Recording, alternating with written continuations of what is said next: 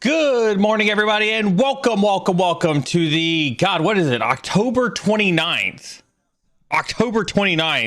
episode of the Cybersecurity stream. Tea with a Hacker. Good morning, everybody. I do indeed, I put it over here, but I do indeed have my tea going on this morning. Repping our good friend, Putin, as Putin commands it. I realized that I didn't stop my music. Hey, Siri, stop. Thank you. I appreciate you.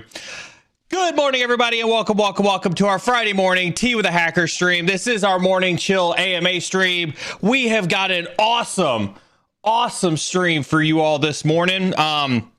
We have five Try Hack Me giveaways to give away today, so we're super excited for the amount of giveaways that we've got going on.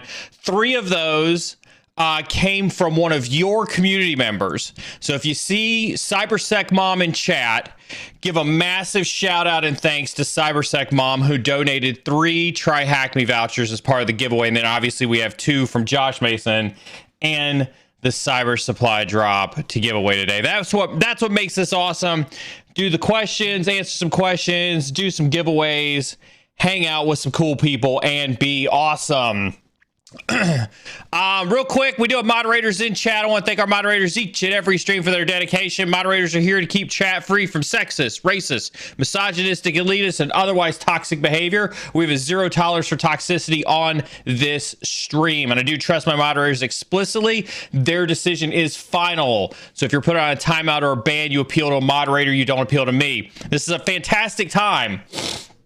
This is a fantastic time to remind everybody to hit that exclamation point Discord and hop on over into Discord, right? That's how you're going to redeem your giveaways if you win. That's also how you're going to talk to the moderators if you need to talk to the moderator for any reason, right? When I talk about, listen, now's a great time to get in Discord, especially if you want to participate in the giveaways. Make sure that your Discord name matches your YouTube name. Make sure your Discord name matches your YouTube name. That's going to be critical in making sure that you are successfully, with as little hassle as possible, get your winnings. Moderators are not here, however, to stifle chat. As a matter of fact, moderators are here to make sure that your voices get heard. Your voices get heard. With that being said, this is obviously our AMA chill stream. I'll be answering questions on stream.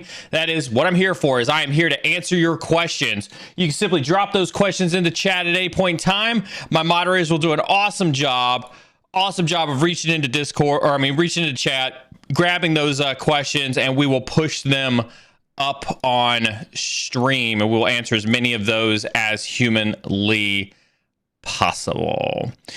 We do try to answer as many questions on stream as possible, but obviously we can only go so far. Your hype,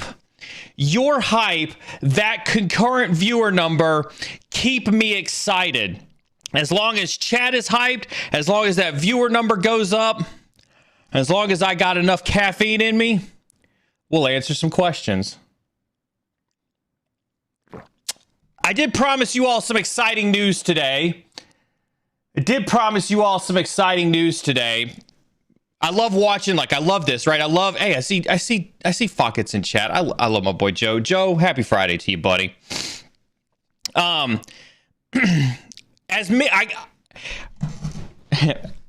always wonder how much suspense to do when I do these announcements, right? What's Neil going to announce next? Dun dun dun.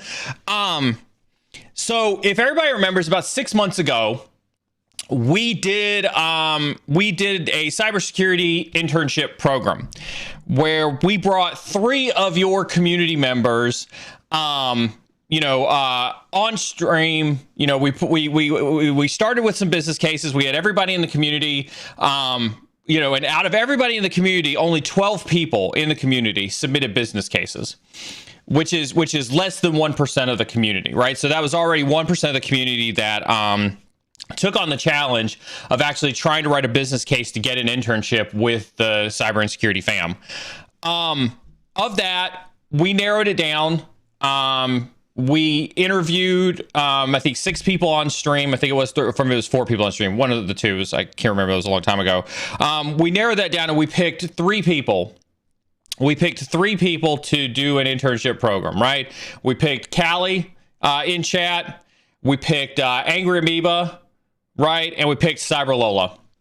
And the goal of the internship, right? The goal of the internship was always to try to give folks an opportunity to get that experience ledger on their resume, right? That was kind of the overarching goal. Kind of some secondary goals to that was to give them some things to do that they could get that experience, right?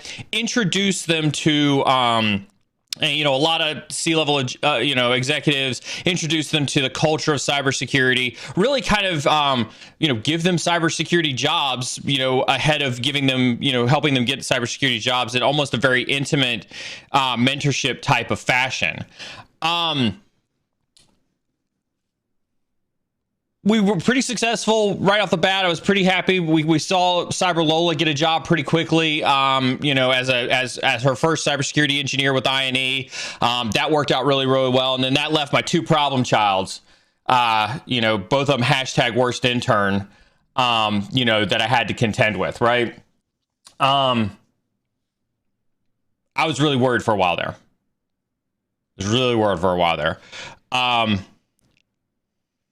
Amoeba had some time constraints that I was really concerned with. I won't get into too much detail for him, but he had some time constraints that we were really butting up against a time clock for, and we were getting him involved in a lot of stuff to really try to really accelerate his exposure to a lot of folks inside the cybersecurity industry. After much hard work, after a lot of time that Josh has put into his work with cyber insecurity, root access protection, I am pleased to announce that as of yesterday, or maybe it was the day before, Josh, I can't remember, maybe it was the day before, Josh got an offer letter from EY to join their team as a consultant. So cheers, Josh. Amoeba, good job putting in the work. You did a fantastic job of sucking through the grind, of really, handling the pressure of dealing with, with talking with a lot of those folks at EY. Very, very good. I'm super proud of you. You did an amazing job, Josh. Welcome to your first cybersecurity job with Ernst & Young, and I look forward to seeing great things, from you. So with that being said, I just dropped a poll. Josh doesn't know that I'm going to do this.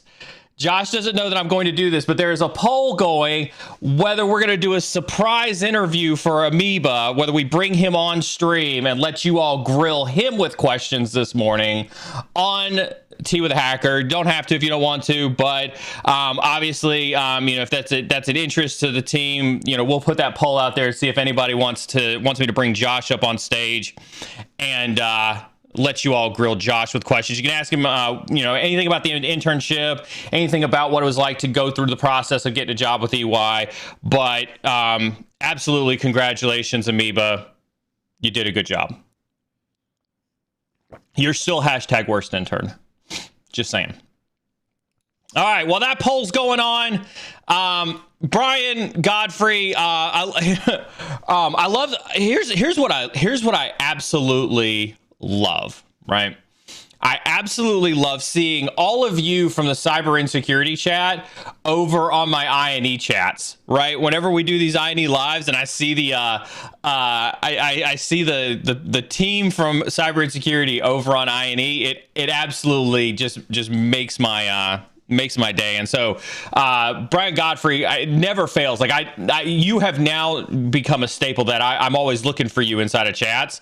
And so Brian had a question on. I had to repaste this question because he asked it before even I got into the stream and was able to start vMix up. And so that's why you see it kind of worded weird on screen. But Brian asked a question very, very at the very beginning, says, in your entire career to date, what has been the biggest Eureka moment you have had?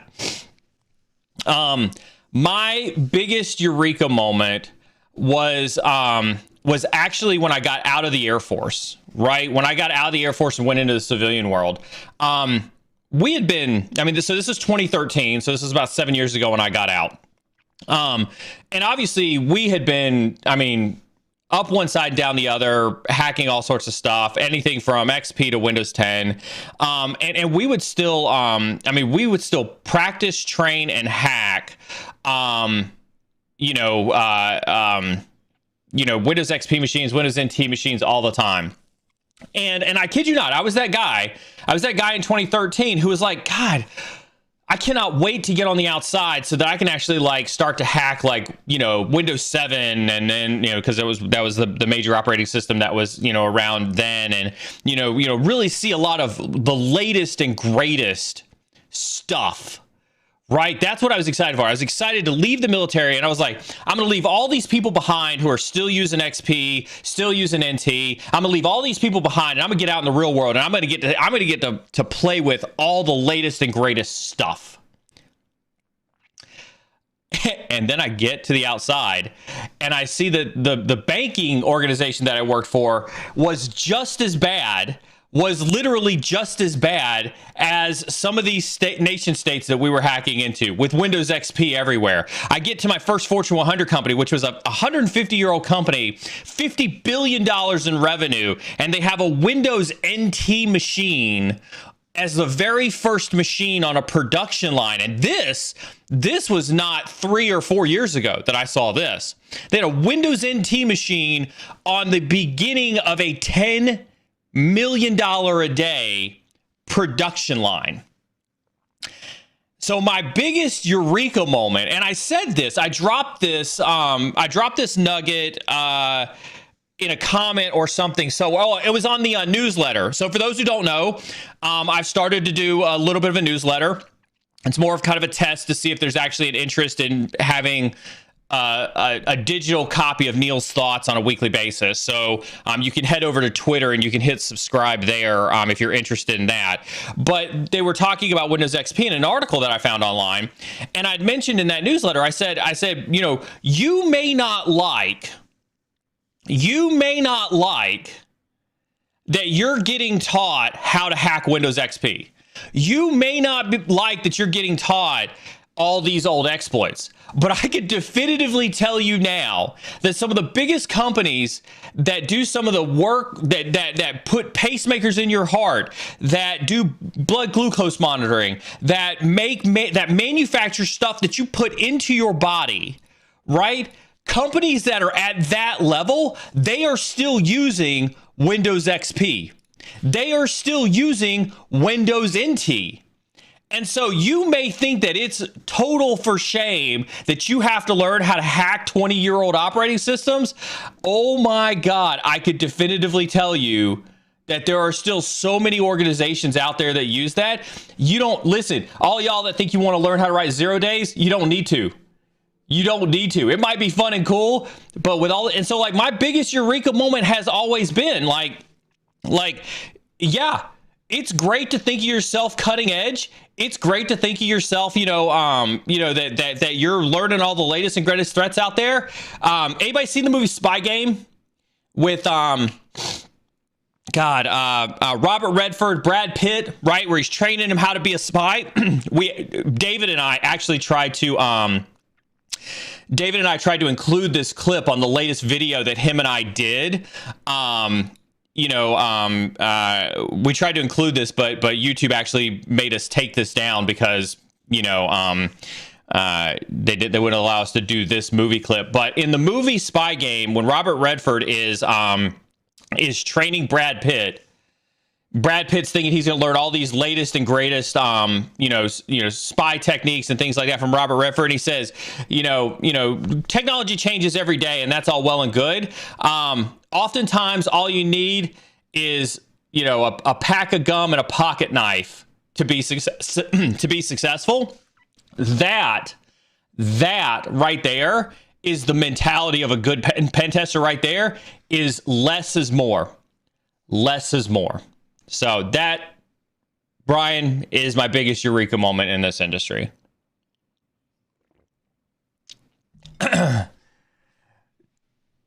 Josh, it's not looking good for you, buddy. It looks like 92% of the people so far out of 101 votes want to see you up on screen. You better be getting your game face on. Thank you, Brian, for the question on that one. Another question came through. What do you think about doing bug bounties full time? Do I think it's possible? Absolutely. It is a long road. And I absolutely think that you can do it, but you got to be ready. Like, you're not going to start doing bug. And I tell people this all the time, right? Like, you're not going to go to HackerOne. You're not going to go to BugCrowd. You're not going to start doing bug bounties today and then turn around and it be your full-time income, right? You are going to have to do it in conjunction with something else to be successful in bug bounties, right? And so do I think you can? Yes, and there's tons of people who have been incredibly successful about doing bug bounties. And so I absolutely think that you can, wholeheartedly believe that you can. But trust me when I say that, like, strap in for a really, really long road, in terms of learning, what's out there, how to do bug bounties, how does that whole system work. Hey, Triber, ask your question once. Ask your question once. We see it. It gets added to a queue, and we answer them in line. You do not need to ask your question more than once. We do see it. I promise you. Don't start with me this morning, y'all. Don't start. Don't start. So yes, absolutely do think that you could do bug bounties full time, Harsh. Super chat came in from Sugar Skull Lyle, says, I know many say programming isn't necessarily for cybersecurity, but I see more cybersec community doubling down on their coding skills lately. How important will it be in the near future and for career longevity? I do think that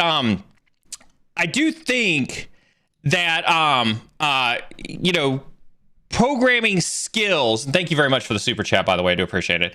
I do think that programming skills are important. They are absolutely important. That's why we demonstrated exercise them the other day. In terms of having a place where you can go and you can practice your programming skills. I still adhere. I don't think it's necessary. I think you can be absolutely successful in cybersecurity without programming skills. Again, remember, cybersecurity has tactical and non-tactical areas, right? And so you don't need programming to do GRC, right? You absolutely don't need programming to do GRC roles. Do you need programming for, incident response roles? Not necessarily, right? You don't have to have programming to do SOC Analyst 1 roles. Would it make your life easier? Potentially. I think it would make your life easier. I think programming definitely makes your life easier. Take the pen testing side, just because it's easy to talk about pen testing and programming, right? You will run Nmap 9 out of 10 times on a pen test, right? You're going to run Nmap. What if you could programmatically just drop in some stuff to make running Nmap easier, right? What if you were going to do an SMB check in Metasploit every single time as part of your standard operating procedure? You could programmatically do that. So I think that you can find ways to make it beneficial for you. And folks who are doubling down, I think, are folks that you see potentially working on APIs. Remember when we had Alyssa on a couple weeks ago? And she talked about some of the API work that she was doing. Absolutely, you're going to have to double down and get a lot of programming skills knocked out of the way. To get your to be really good at that web application API bug bounty type of stuff, right? But I don't think that it's necessary. It's also super easy to learn. Right? It is super easy to learn programming. There's so much more, availability of learning resources out there for programming. I absolutely think that, there's no reason not to do it. Please touch on getting a cybersec job as a fresher. This is one of the most common questions that I get asked, right? And for those who don't know what a fresher is, right? This is oftentimes, slang, not really slang, but this is a common term that's used in India for somebody who is brand new, an entry-level person in cybersecurity, right? So for those who are wondering, what a fresher is. And so, when I say this, Sam and everybody else who's listening to me from overseas that talks about fresher, understand that I'm speaking primarily from a U.S. basis. I do think that some of this does apply everywhere else, but take it with a grain of salt, because I know that lots of other countries handle things very differently than the U.S. does, right? I do still think networking is incredibly important. I think that goes without saying. That you need to network.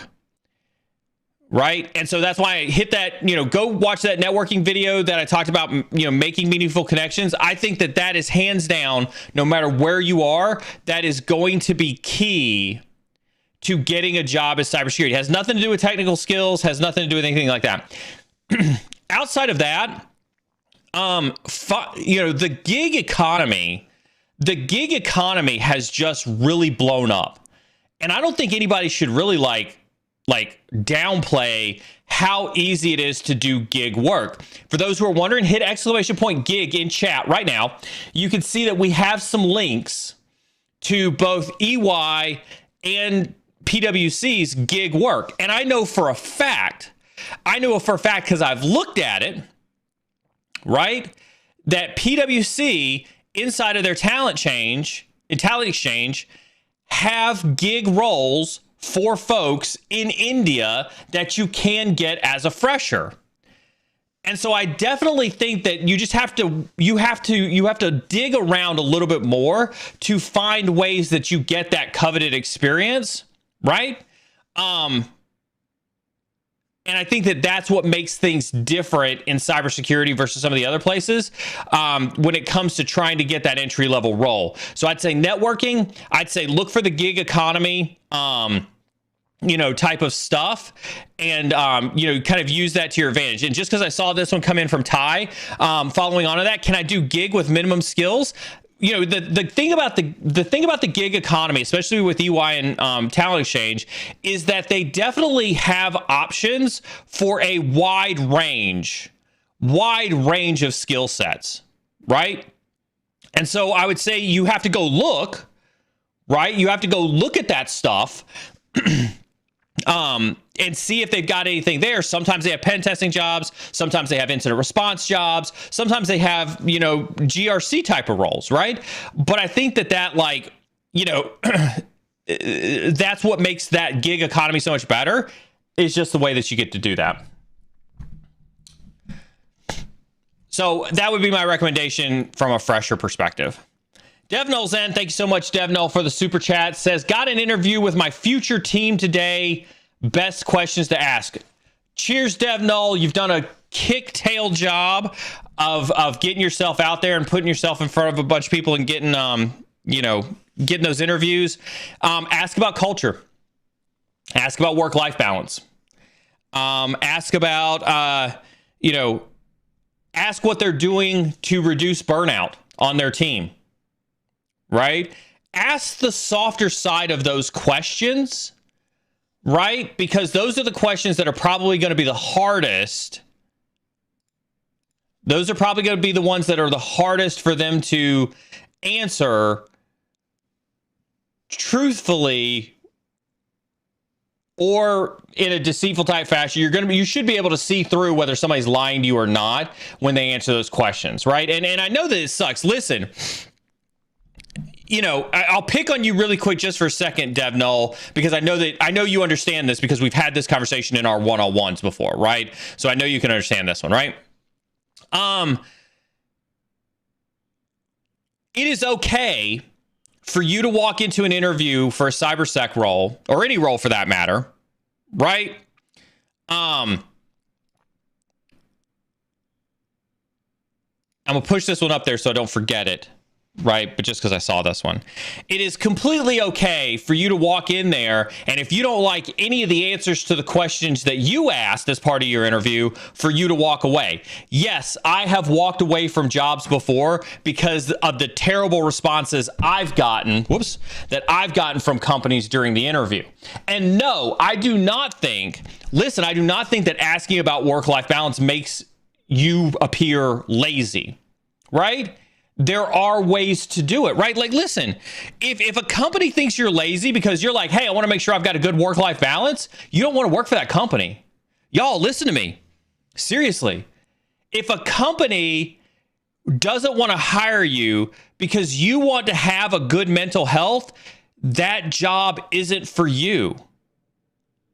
That job isn't for you. Work is going to consume a large portion of your life. And so if you're not happy with work, if work isn't part of your work-life balance, right? Then you're not thinking about your own mental health, and you're just not gonna. It's not gonna be a good, healthy relationship between you and your employer, right? You have to ask, right? So let's talk about this for a second, right? When we talk about these questions, let's just run through a couple scenarios. Actually, while we do that, it's pretty evident, Josh, that 134 people want you to get on this stream today. So we're gonna go ahead and end this poll. I'm gonna go ahead and end this poll. I'm gonna go ahead and I'm gonna shoot you a link, Josh, so that you can get on camera.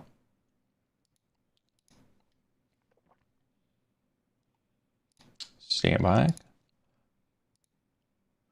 Where are you at, Amoeba? Where are you at in my DMs? There you are. There you go. Just shot you a vMix link, Amoeba. Go ahead and hop in there and we'll get you on camera as soon as possible. Let's talk about this really quick, right? Let's talk about this just super fast, right? You absolutely... I got 134 votes up there, BSEC. Did you vote twice? Did you vote twice? Just saying. You absolutely unequivocally should be asking quality of life questions, right? The questions that you should be asking are things like, hey, I see that you got 2 people on your incident response team, and you're a Fortune 100 company. Right? That seems like, there's a lot of, is there a lot of work going on? Is there not a lot of work going on? Like, why do you only have 2 people on your incident response team and you're a Fortune 100 company? How many alerts are you getting on a regular basis? Right? How many incidents do you deal with on a daily basis? Right? How many attacks, how many phishing emails are you getting? Right? Asking those types of questions helps you understand, like, hey, there's only 2 people here. If one of them goes on vacation or if one of them gets sick, you've got one incident response person that's supposed to handle all the incidents for the entire organization, right? That's how you ask about that work-life balance, right? Without seeming like you're trying to be lazy about it, right? Oh, hey, can you guys talk to me a little bit about what your burnout policy is? Do you have a policy on burnout? Oh, you don't have a policy on burnout? That's fine. Can you talk to me how you identify it internally as a team? How do you handle it when somebody comes to you and says, hey, I'm feeling burnt out, right? Asking those probing type of questions, right? That is a work-life balance perspective.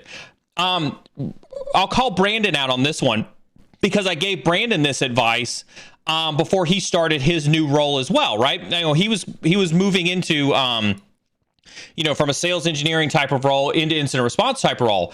And one of the things that I talked to him about was, you need to ask, what that life is going to be like when you're not on incident response calls. Are you going to be able to take time off of work? Are you going to be able to have days that are baked into that, right? Are you going to be able to disconnect from some of the administrative tasks that you've got to do, right? Those are the things that help you ask the question so that you can make that determination about whether that's an organization that does value your work-life balance or that does value if you come to them and say, hey, look, I'm starting to feel burnt out, we need to take some time off, right?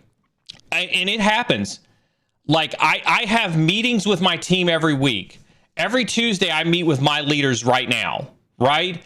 And the question that I ask them every single week is, how is the team doing? Has anybody come to you with signs of burnout? Are you giving them appropriate time off? Things like that, so that we can gauge when that is, right? And so you want to be able to find ways that you can ask those questions of those leaders so that, yes, absolutely, you can figure out if that work-life balance is going to be something for you.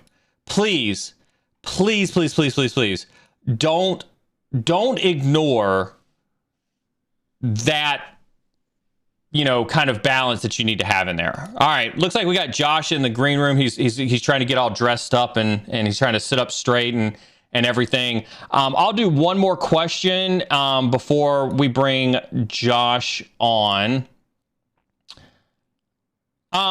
I saw this one, Ty. I just want to address this one real quick, just because I saw that one kind of come up. My friend worries about racism in cyber. That's a company problem. That's not an. Listen. Everybody in cyber wants to have a more diverse and inclusive cybersecurity. It is not. Here's what I would say to this, right? It takes all of us together to create a diverse and inclusive cybersecurity, right? And if you're being marginalized in cybersecurity, if it's by a company, you need to not be associated with that company. If it's by a community, heaven help if we find somebody being racist inside of this community. Like, you've seen Carmen go to town on people in stream. Wait, if she knew that there was an ounce of racism happening in this computer, she would rage so hard. It is, if you find a community that has racism, you should run away from it. If you find a job that has racism, you should run away from it. If you find a person that has racism, you should run away from it, right? It is on us to hold companies, communities, and people accountable if they are marginalizing anybody, period, dot, in this industry, period, right? Because there are more than enough of us that want to have a promising, diverse, and inclusive environment that there's no need for this in cybersecurity at all whatsoever. All right. Still have lots of questions in queue. We are going to go ahead and bring Josh on stream. Josh, can you hear me? I can. Okay, good. We got you. Awesome. Welcome, buddy. If anybody, listen real quick. We'll prioritize questions for Josh next, right? Just since we've got him up here really quick. If you want to drop your questions inside of chat, we'll go ahead and prioritize questions for chat, for you, Josh. Josh, do you want to kind of walk through real quick kind of your journey from start to finish through the EY, recruiting and process all the way up until your offer letter? So, had an introductory email out to EY, and then got on a Teams meeting with a couple of, I think they were senior partners or senior managers. I can't remember. The naming scheme is so weird to me. Then actually, we basically didn't talk a whole lot about EY on that call. It was really just super informal, get to know you, see if we could actually kind of have a conversation together. Then actually had a follow-up call with one of them while he was on vacation, which I was like, dude, you take your vacation. It's cool. And he's like, no. I wanna have the conversation with you. Then he sent my information to recruiting, applied for the position, had a call with one recruiter, and then got an email like later that day to set up a time for an interview. Then had the first interview with someone out east, and that was I enjoyed that interview because one of the first things he said was, HR wants me to do this interview one way, but I'm going to do it this way. And I was like, okay, perfect. And the way that he did it was way better to me. It wasn't, tell me a time when I can't stand those questions. It was still like really good questions. How would I prioritize a vulnerability that two vulnerabilities, which one would I prioritize over the other? So it was still, definitely good knowledge to get, but it wasn't, tell me a time. Then got positive feedback from that. It was funny. I asked him, the last question I had asked him was, what feedback do you have for me so that I can improve for our next meeting? And he goes, it's very rarely that I get stumped on a question, but you just stumped me on a question. How did that make you feel? That was awesome. I loved that. It was so great. I probably chuckled a little bit when he said that. Um, and he's like, "No, you did great." He's like, "I've gotten no feedback." And he's like, "That's not a bad thing." He's like, "You did a great job." Uh, then he had to follow up with recruiting again. Did a second interview. Um, Second interview was Monday with another manager. So two managers were both my interviews. And then with him, it was very much the same thing. It actually almost seemed more of a culture fit than anything, which was great. And he, at the time, there were storms rolling through his area, so his internet kept dropping out. So that made the interview even more interesting. And then I asked him the same question as the last question, for feedback, and he was like, I don't have any. You've got a great presence. The biggest thing is just going to be learning the consulting side. I followed up with the recruiter that day, got an email back the following day saying that they wanted to send me an offer, and then I got the offer letter later that night. Good job. So Josh Mason dropping in with the first question says, is this a dream job, or do you consider it a garbage job to get your foot in the door? I would say in between. I don't think it's a garbage job at all. So it's going to be more like threat hunting. I don't consider that a garbage job. Dream job, I don't know exactly what my dream job is yet. So I wouldn't say that this is a dream job, but for a first job in cyber, I would say, yeah, this is pretty close to a dream job for a first job. Clearly your coffee hasn't kicked in. I have not had so I want to level set with everybody on a 1 to 10. What's your hype level, right, about all of this? 57.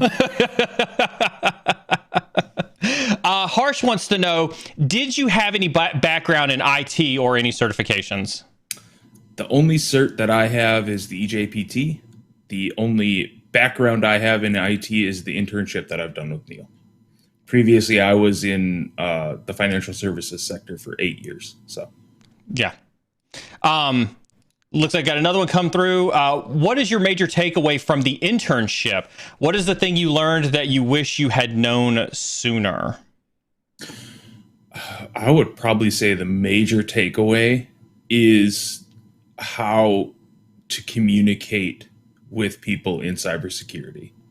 Elaborate on that one a little bit. Yeah, so it's different than what I'm used to. I'm used to having to talk to people all the time. But with who I've interacted with in cybersecurity, which a lot of C-suite people, a lot of directors, a lot of executives, a lot of engineers, it's very much short and sweet. Let's get to the point. Let's make it understandable for everyone. And one of the things that was probably the biggest thing for me is that they are okay with changing meetings. Like, I'm so used to people that if you change a meeting, it's the end of the world. But with this, it's like, yeah, that's no big deal. I totally get it. Like, I'm probably going to change a meeting on you next month. So, and that was ubiquitous. That was ubiquitous across everybody that you've worked with during this internship, right? Yeah, absolutely. Yeah, everyone. Large, small, doesn't matter. Yeah, I don't know of a time that it wasn't okay with anybody. Startups to, huge companies. Everyone was absolutely okay with it. And they absolutely appreciated you sending the email saying, hey, got something else that came up. Can we reschedule? But Josh, hold on. When you talk about like the biggest thing, the biggest takeaway from your internship, it wasn't a technical thing. It wasn't like you learned how to write a 0-day. Like why is the softer side of the skill? Why was that your big takeaway? You've got to be able to communicate with people. I mean, if you can't communicate with someone, who cares if you can do something if no one wants to work with you? So, and that was actually one thing in my second interview that the person said. They were like, your soft skills are going to be huge. He's like, we can teach you everything else. I'm like, because I had asked him about training for a couple of different tools that they use. And he's like, yeah, we've got training for that. It's fine. And he's like, your background is going to be so beneficial for you in this. And it's a lot of, hey, how would you talk to this person? How would you talk to this person? Are you comfortable talking to these people? And it's like, yeah, I've talked to those people now, which, because of the internship. So it's not a problem. Pretty They're easy. just another person. Yeah. So it looks like Shirewark comes through, says, congrats, mate. In the lead up to this milestone in your career, is there anything you've learned that might change your mindset on security in the banking sector compared to before? Oh, God.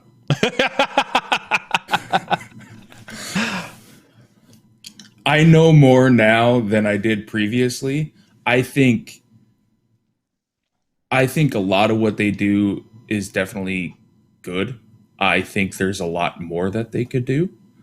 I don't want to get into too many details, but there's definitely improvements that can be taken, but it's also, in my experience, amazing the things that I've learned that my employers actually implement.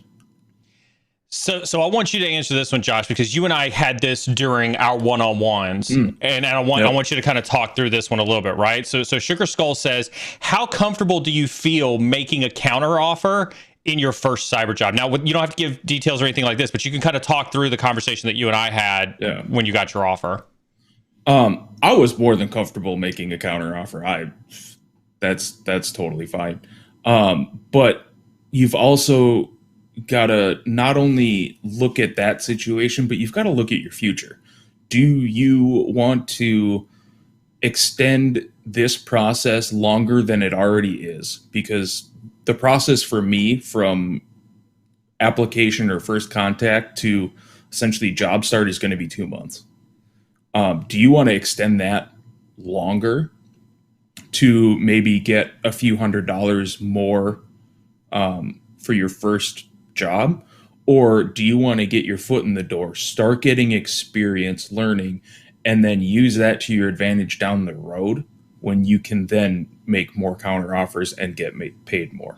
But let's back. You've got to pick and choose your battles. Let's back into this a little bit first, though, because we had done some prep work based on your salary before negotiations started, and so we knew some milestones that you needed to be at from like a good, better, best scenario, right? Mm-hmm. And so I think what helped with that, and I think to reemphasize your point, what came in was somewhere in between better and best from an offer perspective. And so I think when that offer came in, that's where your logic picked up, which was like, hey, is it really worth it? Because I'm already doing better than what we had originally started with from a strategy perspective. Yeah, absolutely. And like you said, go in with a mindset of, hey, okay, so this is good. This is a better number. This is fantastic. And decide where,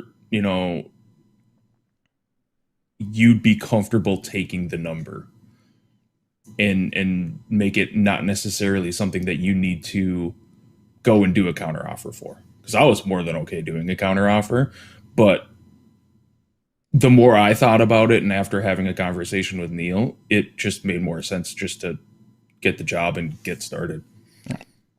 BK found his crayons, wants to know, you're going to have to travel for this, or will it be mainly remote work? 40 to 60% after everything is safe. Right now, they're like 25%. How did that weigh into your interest in that role? So in another life, I built commercial pools and spas. So I was gone all the time.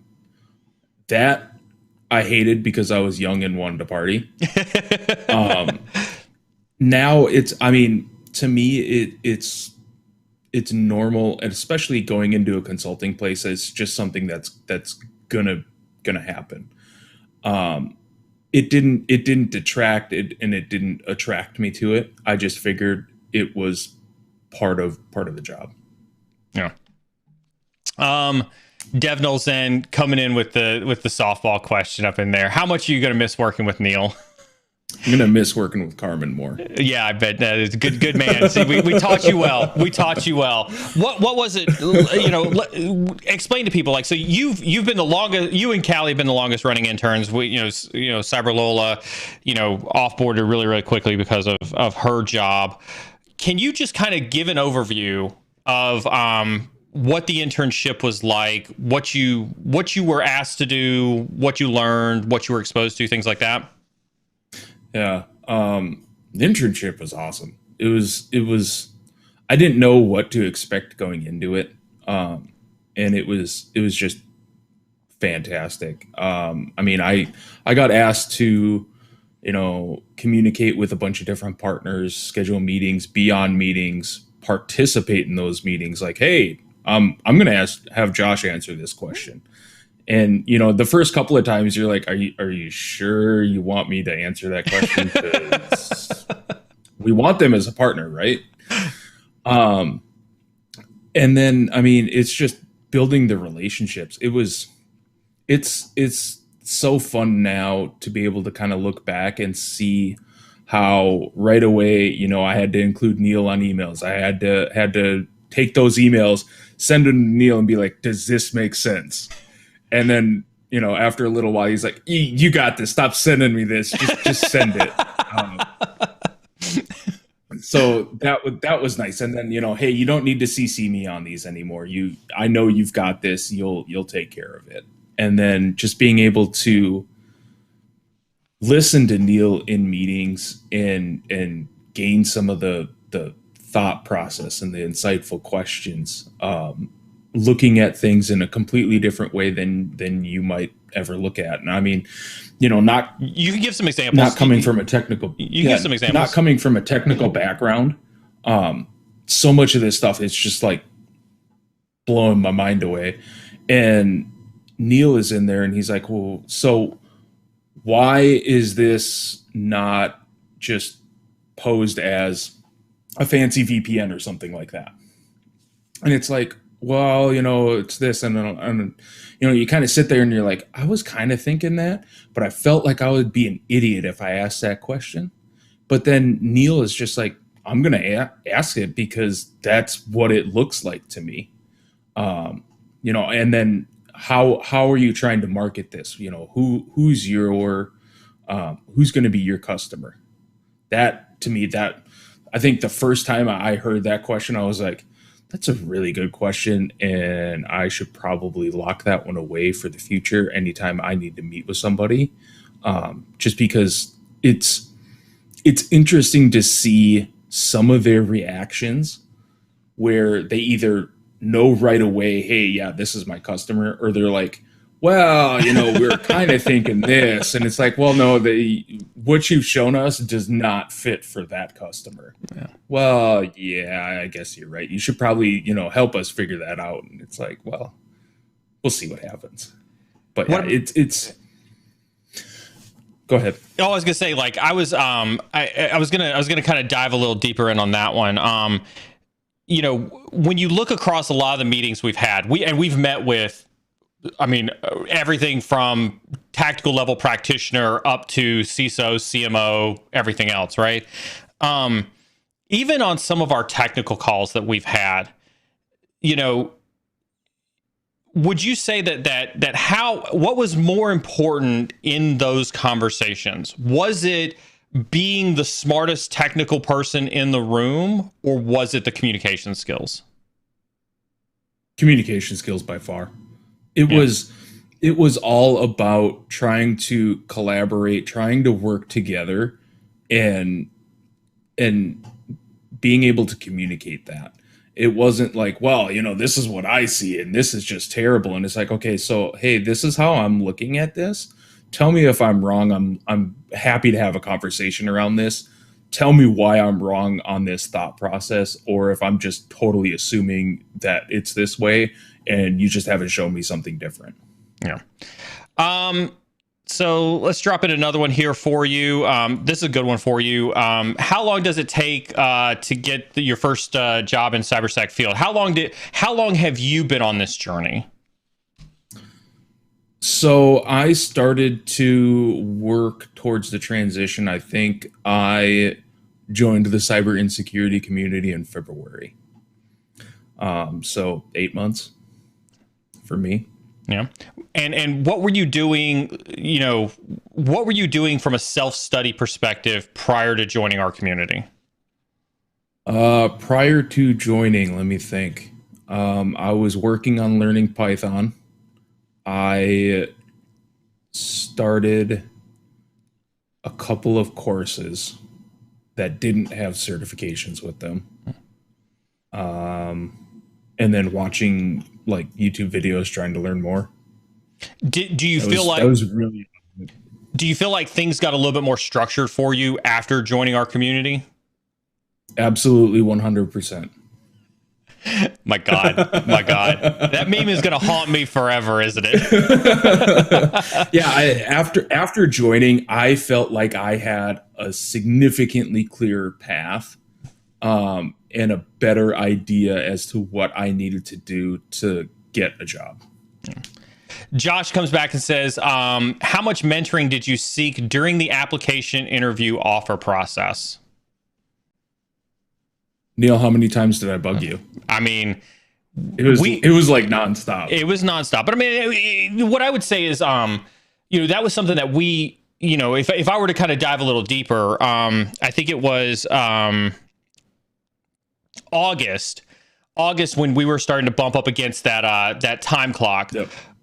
We had gone from just meeting casually about some things that you should be doing to move towards a goal to saying, okay, by the end of this week, you need to have this done. By the end of this week, you need to have that done. By the end of this week, you need to have that done. And I think every week we had solid goals on what it was that you needed to do, that we had put in place. We were looking over your resume constantly, looking over your LinkedIn constantly. We worked on looked at job boards together to apply for jobs. We applied for them together, things like that.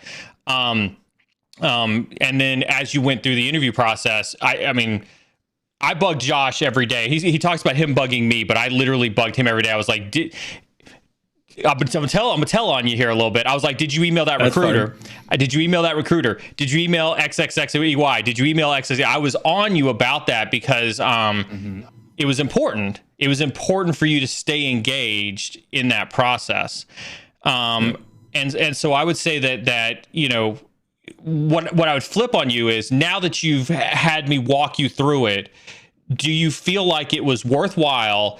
And does that paint the way for what you should do the next time you go through this process? Can I do it again?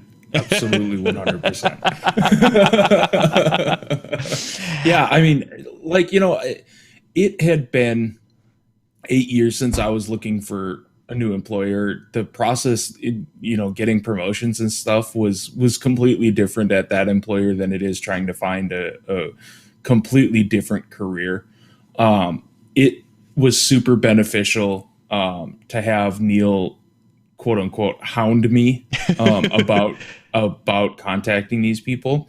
What was nice is most of the time I had already contacted them. Mm-hmm. Other times it was like, hey, I just want to make sure I'm wording this correctly. Yeah. Can you help me out? It is super beneficial to have somebody continue to push you and then have those goals so that you can stay on track and get to where you need to be. And actually, real quick, we're going to keep asking questions. I'm looking at the time. I'm going to do one of the giveaways right now. Don't anybody hit ! raffle in chat just yet. Listen to me. Listen. Open your ears up.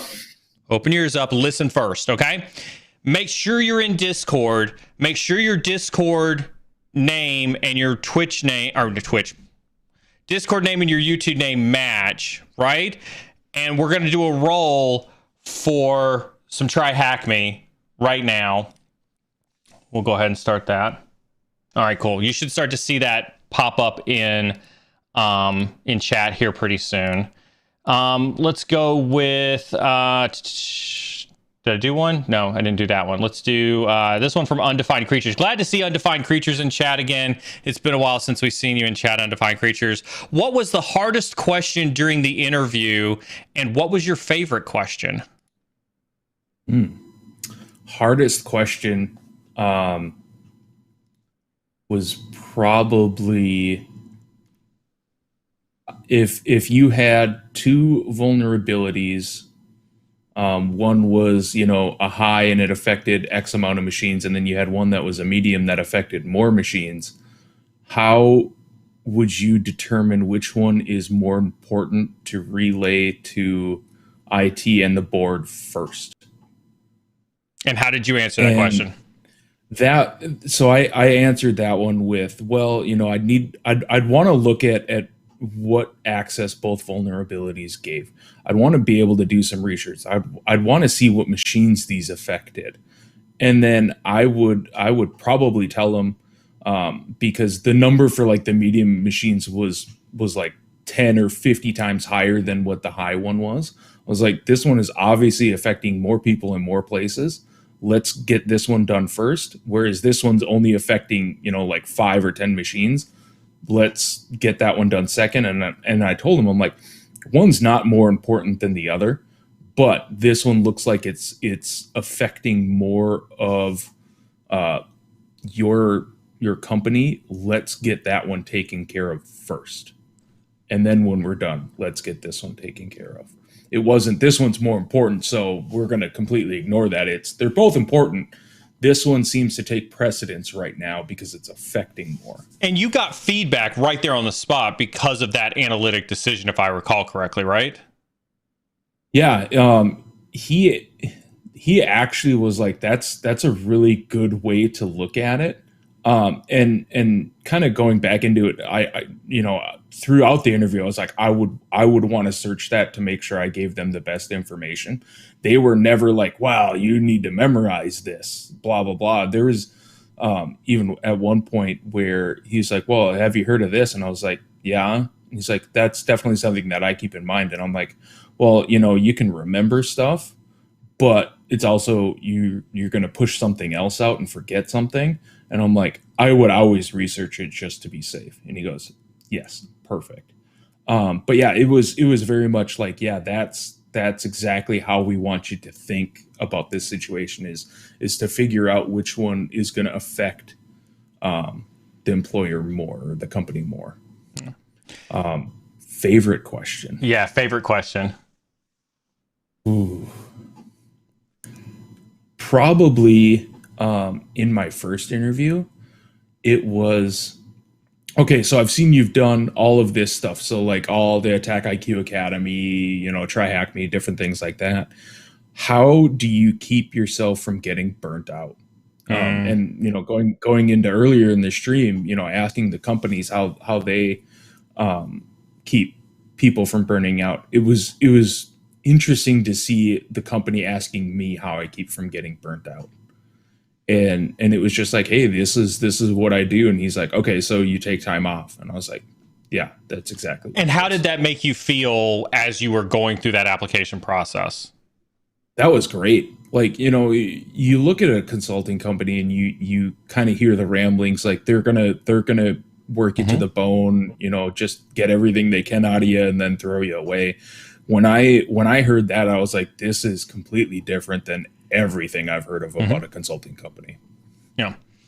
I think that's completely and totally fair. BSEC says, how much is Neil going to miss having Amoeba and being stuck with Callie? I think I'd flip this question around on you, Josh. And now that you've been through the internship program, if cybersecurity were to do another round of internships, what would be your advice to future cyber and security interns? Before I answer that, to answer BSEC, he's probably going to be okay with it because it's a lot less to deal with.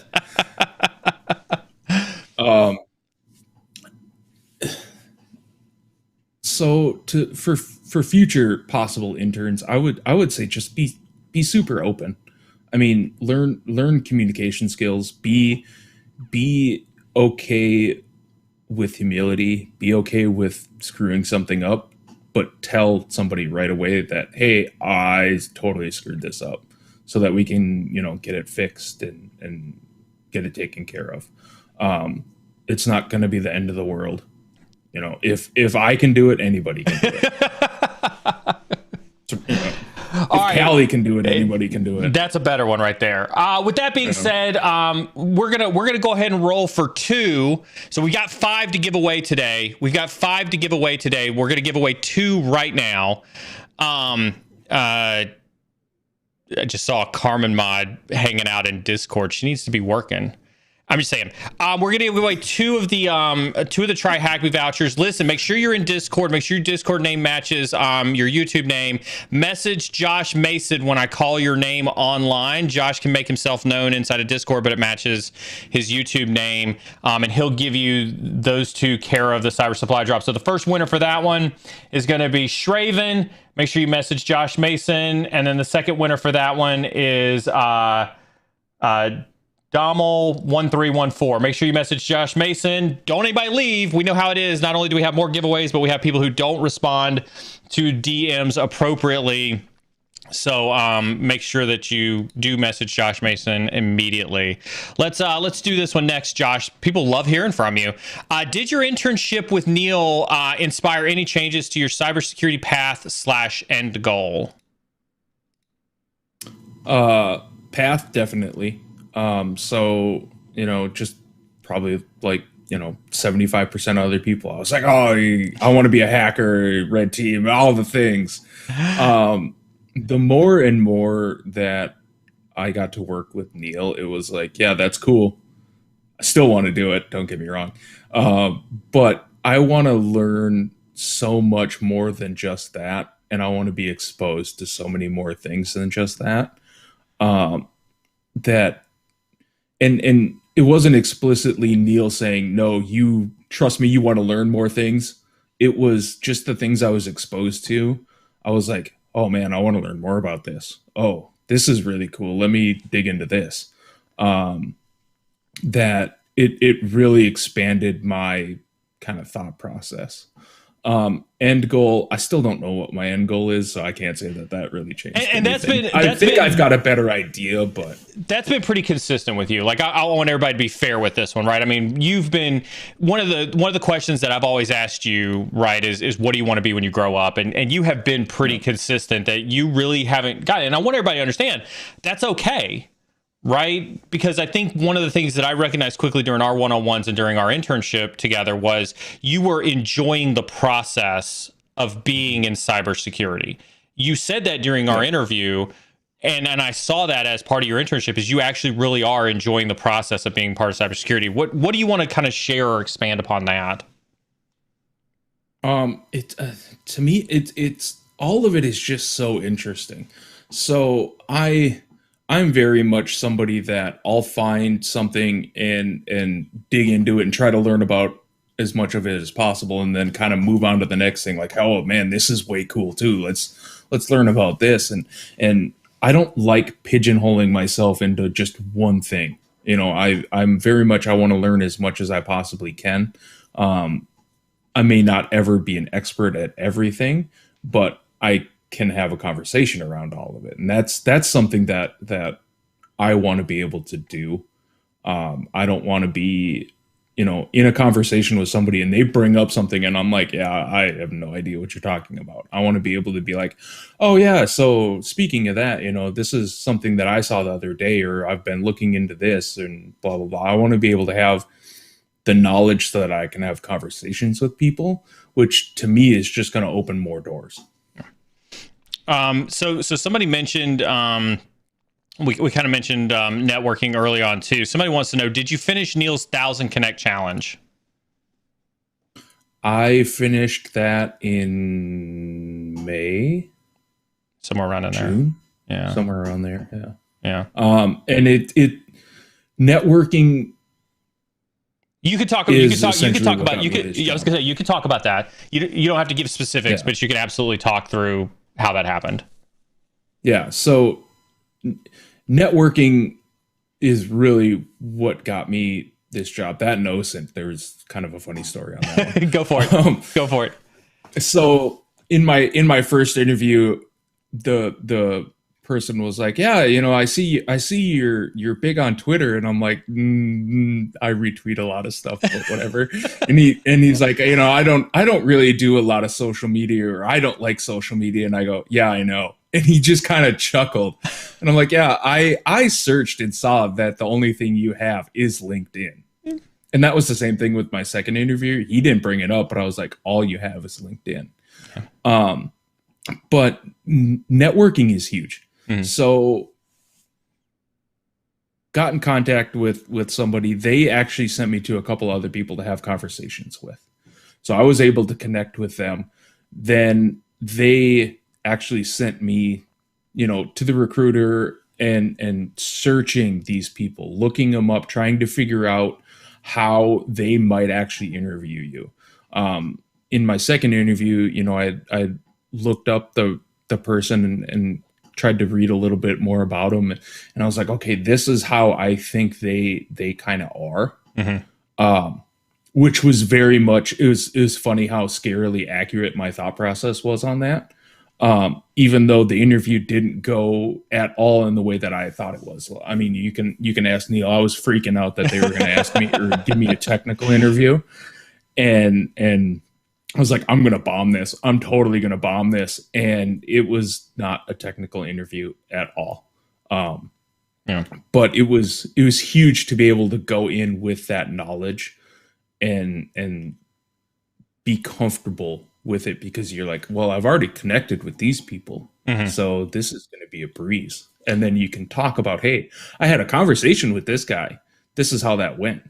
And they're like, yeah, I heard about that. Yeah.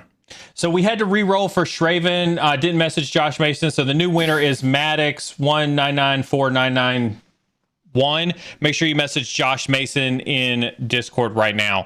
I want to talk a little bit about the networking side of this, though, because I want to really, really emphasize this for folks who are listening, right? We did both, right? We submitted a bunch of job applications. We tailored resumes, we tailored messages to people, we reached out to them on LinkedIn. We did the full, everything that we've talked about in videos. How did you get your job again? I mean, I did the interview. I mean, the networking versus the application process. It was 100% networking. Yeah, it's 100% the networking. It was, I had 2 conversations with people at EY before I even applied for the job. Yeah. And that's not including the emails back and forth before I actually talked to them. Yeah, and that's why I keep saying that like this is why the networking piece of that is so critically important.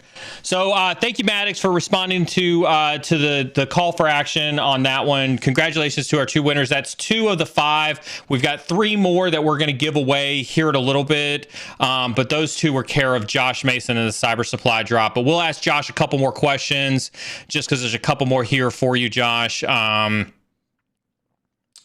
Let's do this one. Could you comment how is a work day? You can both do kind of like what was it like as a work day with the internship, and then what you think that your work day is going to be like at EY. So with internship, it was very much shoot Neil a message in the morning, be like, hey, we've got this meeting. I got these emails. When are you available so we can get these meetings on there? Hey, Neil would be like, hey, can you help me with this? Can you get this done? And it was totally different than any boss I've had in the past, where Neil was very much like, hey, I told you what to do. Now I know you're going to get it done. Just get it done. It's not, hey, have you gotten that done? Hey, have you gotten that done? Hey, have you gotten that done? Well, hey, I asked you to do this 5 minutes ago. Is it done?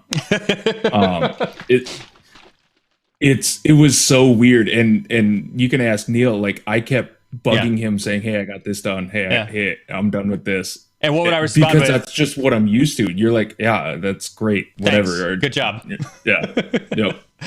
Cool. But I mean, but do you understand? Did you want to talk about why that is? Why you are the way that you are? Yeah, yeah. I think, and from what I've heard, we're going to be responsible enough to get stuff done, because if we're not, it's on us. Yeah. It's not on you, it's on us. But it also gives us the freedom to do it. And I was less nervous asking you to help me, or, hey, I got stuck on this. Can you take a look at it? Than I would have been with somebody that just keeps hounding me to get something done. That's right. I was like, if somebody keeps hounding me to get something done, it's like, they're going to be mad at me if I ask them that I'm stuck and I can't figure this out. Yeah. Whereas like with Neil, it was like, well, I'm stuck. I can't figure this out. Or, hey, this is what I've got. Can you take a look at this and give me your thoughts so that I can kind of tweak it? That was fantastic. That was so much better to me. And then as far as like at EY, from what I've heard, it should be similar, pretty open, where, hey, you're going to be responsible for just different things, and there's no set schedule. It's just like, hey, you're going to need to know what you need to get done and when you need to get it done by. Yeah. Yeah. And I think that you hit the nail on the head there, right? Is like, look, the internship was always supposed to be about getting you used to working in cybersecurity, getting you exposure to people, getting you exposed to what it's like to have conversations at all sorts of levels inside of cybersecurity. The internship was never about, I need this task done, I need this task done, I need this task done. It was about getting you immersed, getting you the experience that you needed to be successful in cybersecurity. And part of what the culture and I, the folks in chat who work for me, Beardsec, Josh Mason, Jack, they can all, hopefully, attest to this, right? Is like, the mission is the mission. I'm a very mission oriented person. And so like, if the mission was, I needed you to do 1, 2, and 3, like if that took you 3 hours or 1 hour, I just needed you to do the mission, right? And BSEC said it best, right? Which I really appreciate. It's called having trust, right? And I do give trust to folks who work for me, and I wish more cybersecurity leaders did that. I know a lot of them don't, and so I wanted you to get what that experience was like, so that you could know when you had a bad leader. No. See Gerald Auger hanging out with us in chat this morning. Josh, he's got a question for you. What was the biggest misconception or assumption you had about the industry work going in that was not what you thought? So going in and being nervous about it and not having a background, I knew I was going to be the dumbest person in the room. I was okay with that. But I figured that everyone wanted to be the smartest person in the room. Mm. And it was, I thought it was, everyone wanted to show how great they were. And it very much hasn't been that. Mm-hmm. Not in my experience anyway. It's very much been collaborative. Like, hey, how can we help you? This is how you can help us. Mm-hmm. And that has been a real eye opener. It's been great. Is it fair to say, and I know we've talked about this on stream, I know I've said this on stream before, right? Is that the toxicity that some of us get in cyber, whether it's InfoSec Twitter drama, whether it's the try harder mentality, whatever the case is, that mentality is not what cybersecurity is. Absolutely. Yeah. I mean, in my experience, that is not at all what it is or how it should be. There's so many different places that Neil and I had a conversation with some people that they were 100% unaware that there was even anything like that in cybersecurity. But most of the people that we've dealt with, it is non-existent. And this is CISOs to practitioners across the board. Yeah. Yeah, absolutely. CEOs, CMOs, CISOs. Yeah. Yeah. That's what I keep telling y'all. Like don't get sucked into this try harder mentality. Don't get sucked into InfoSec Twitter drama, right? I mean, it's not the industry. It's not the industry. It has tainted the industry. It has put a stain on this industry, but it's not what's out there. I'm so glad that you got to experience that, Josh. I don't know that we've had a conversation with anyone where they were like, well, they just need to do this or they need to do that. Or they just need to try harder. Yeah. I don't know that I had heard anybody say try harder at all in any of the meetings. And we've had some meetings. It was very much like, hey, let's see what we can do so that we can help them. And we've had some meetings where I've called some people's baby ugly in meetings. And it very much becomes, oh, shoot, we didn't see it that way. That's definitely not what we wanted people to see. How do we fix it? True or not true? Yeah, it was very much like, oh, when you're working on something, you have your blinders on. You don't see it the same way that everybody does. So when somebody says that, it was very much like, oh, I guess you're right. How can we fix this? This is not something at all that we were intending or how we wanted it to be at all. Thank you very much for telling us. We're gonna fix that right away. Yeah. And that was multiple times. Absolutely. Josh comes back and says, would you open yourself up to formal mentees? No pressure from the community. Right. Yeah. I don't know that people want the little bit of knowledge that I have. I mean, I'm happy having discussions with anybody, and sharing my experience. I think that's something that everybody should do.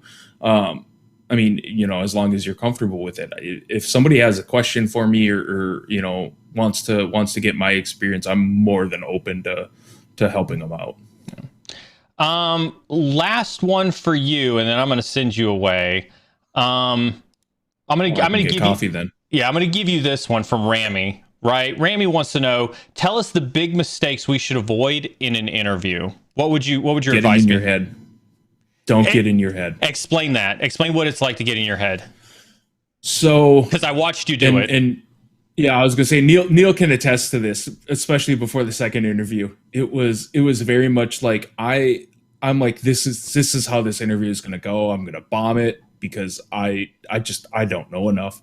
I'm not gonna be able to do this. They're gonna be like, God, this guy is terrible. Why am I wasting my time? And it was bad. It stressed me out more than I already was stressed out.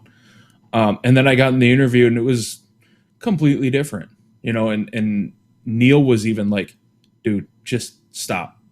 It's going to be fine. Mm-hmm. It's just an interview. Mm-hmm. And like probably 5 minutes before the interview, I was sitting there and I'm like, well, if they're going to do this style of an interview, I don't know that they can do it in this process. So that helped, Neil saying, well, usually they'll tell you if it's going to be a technical interview. They don't always, but don't worry about it. He's like, it's going to be fine.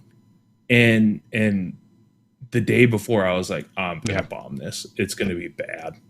And it was messing with me. And it wasn't at all like I was expecting it to be. So great. So Dev, you asked about some questions to ask. Make sure you're not in your own head when you go for that interview today. I sent him my list of questions. Did you? Good for you.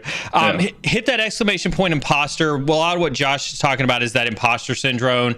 Getting inside of your head is definitely one of those things that we had a serious conversation about, pre-interview, right? And I think if I recall correctly, what I told you was like, hey, look, you're already here. You're at the interview process. You made it through this interview. You made it through this interview. You made it through this interview. You've got nothing but raving remarks from everybody who's interviewed you. If this is a technical interview, if this truly does end up being a technical interview, it wasn't to disqualify you.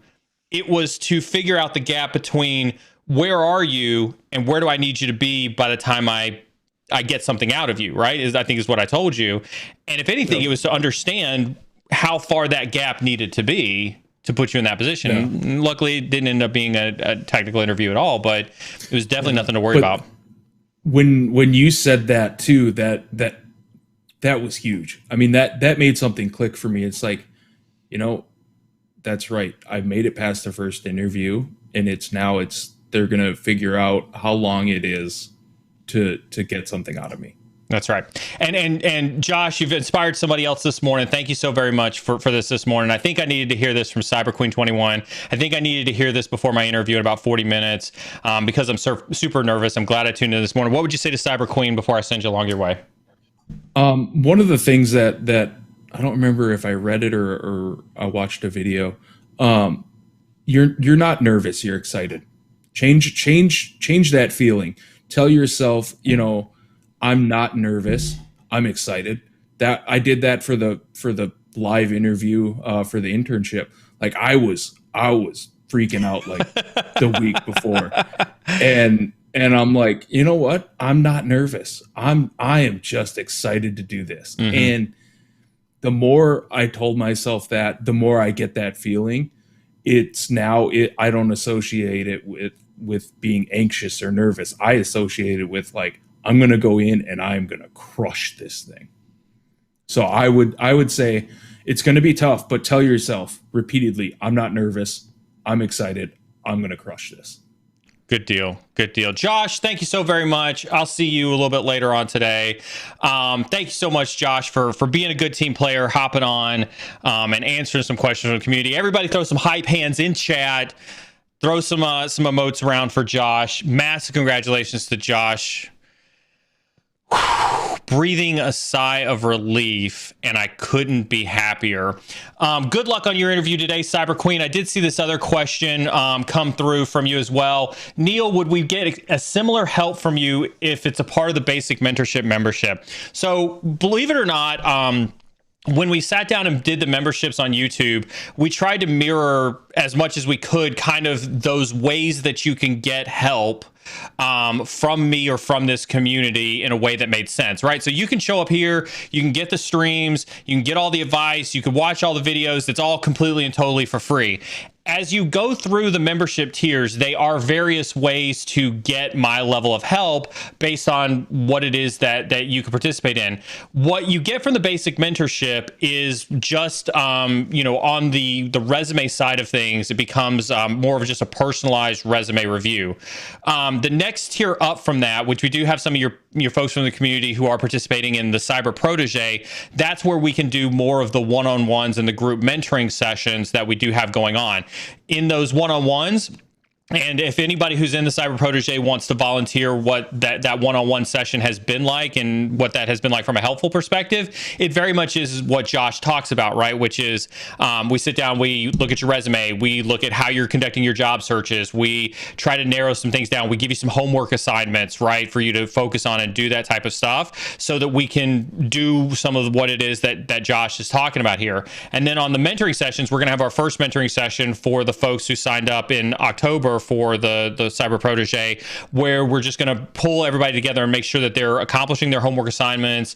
We're getting some very specific questions addressed that they may have and really kind of putting them on the path of what their goals are that need to be done for November.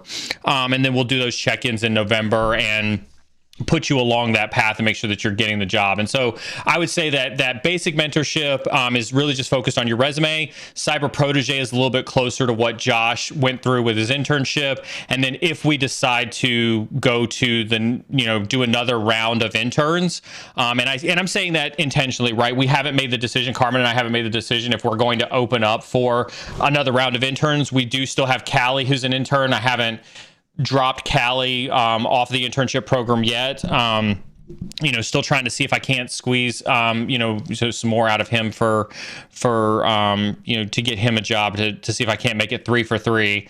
But we are still trying to decide if we're going to do a next round of internships and what that next round of internships looks like for that. So that's to kind of answer your question, Cyber Queen, is basic mentorship focused on resume, Cyber Protege very much focused on closer to what Josh went through with the internship, and then kind of an internship after that is a little bit more a little bit more in depth for that one.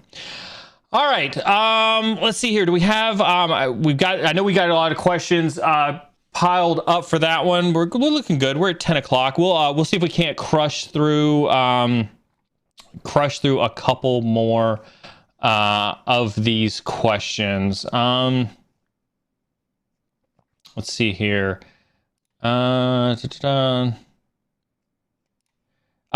Again, can I get a cybersec internship with no certs? Yes, absolutely, 100%. Internships are supposed to be designed like that. So I would absolutely wholeheartedly say that you can absolutely get an internship with no certs. I didn't pick Josh for the internship because he had a cert. I picked Josh because of the business case and the interview processes. That's how I picked all three of the interns that we had. And so I absolutely think that it is something you can get with no certs.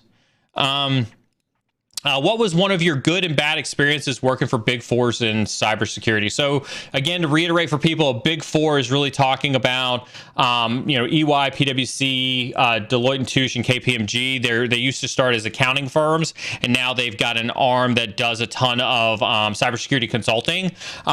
Carmen had worked for a Big Four for 10 years. She recently made a job change out of a Big Four, but she spent 10 years in a Big Four, which I give her a huge amount of props for, because spending 10 years in a Big Four is massive. It's huge.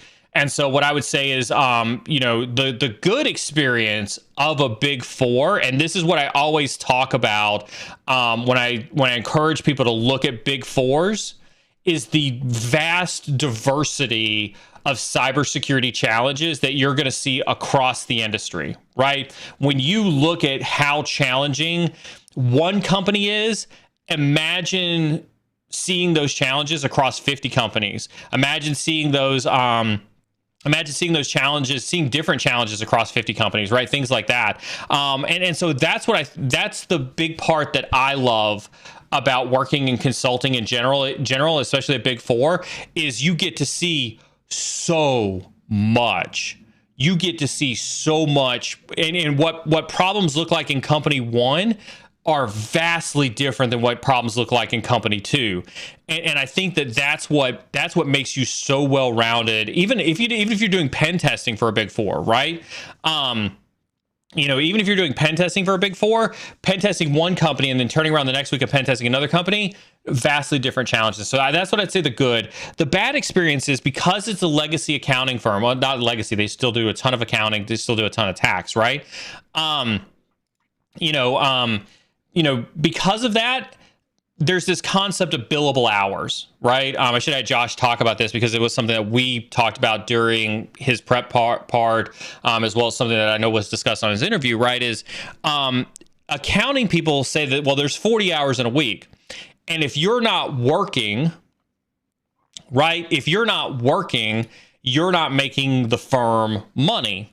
And so they very much look at you as a billable hour type of resource. And so if in 40 hours a week, you're at 95% utilization, then they look at that 5% as more money that they could be making that you are causing them not to make because you're not being utilized at 100%. Right? And so I'd say that bean counter mentality that comes from Big Fours is what makes it so toxic, because then what ends up happening on top of that is the bean counters say, well, you're not 100% utilized. Well, then you get into being like a manager or a director, where also part of your job is the business development side, where you have to go out and you have to get new business, to bring new business into the firm so that you can make your business case so that you can get a promotion to manager or director or anything like that. Well, so if you're 100% utilized doing your day job, when exactly are you supposed to go out and get new business?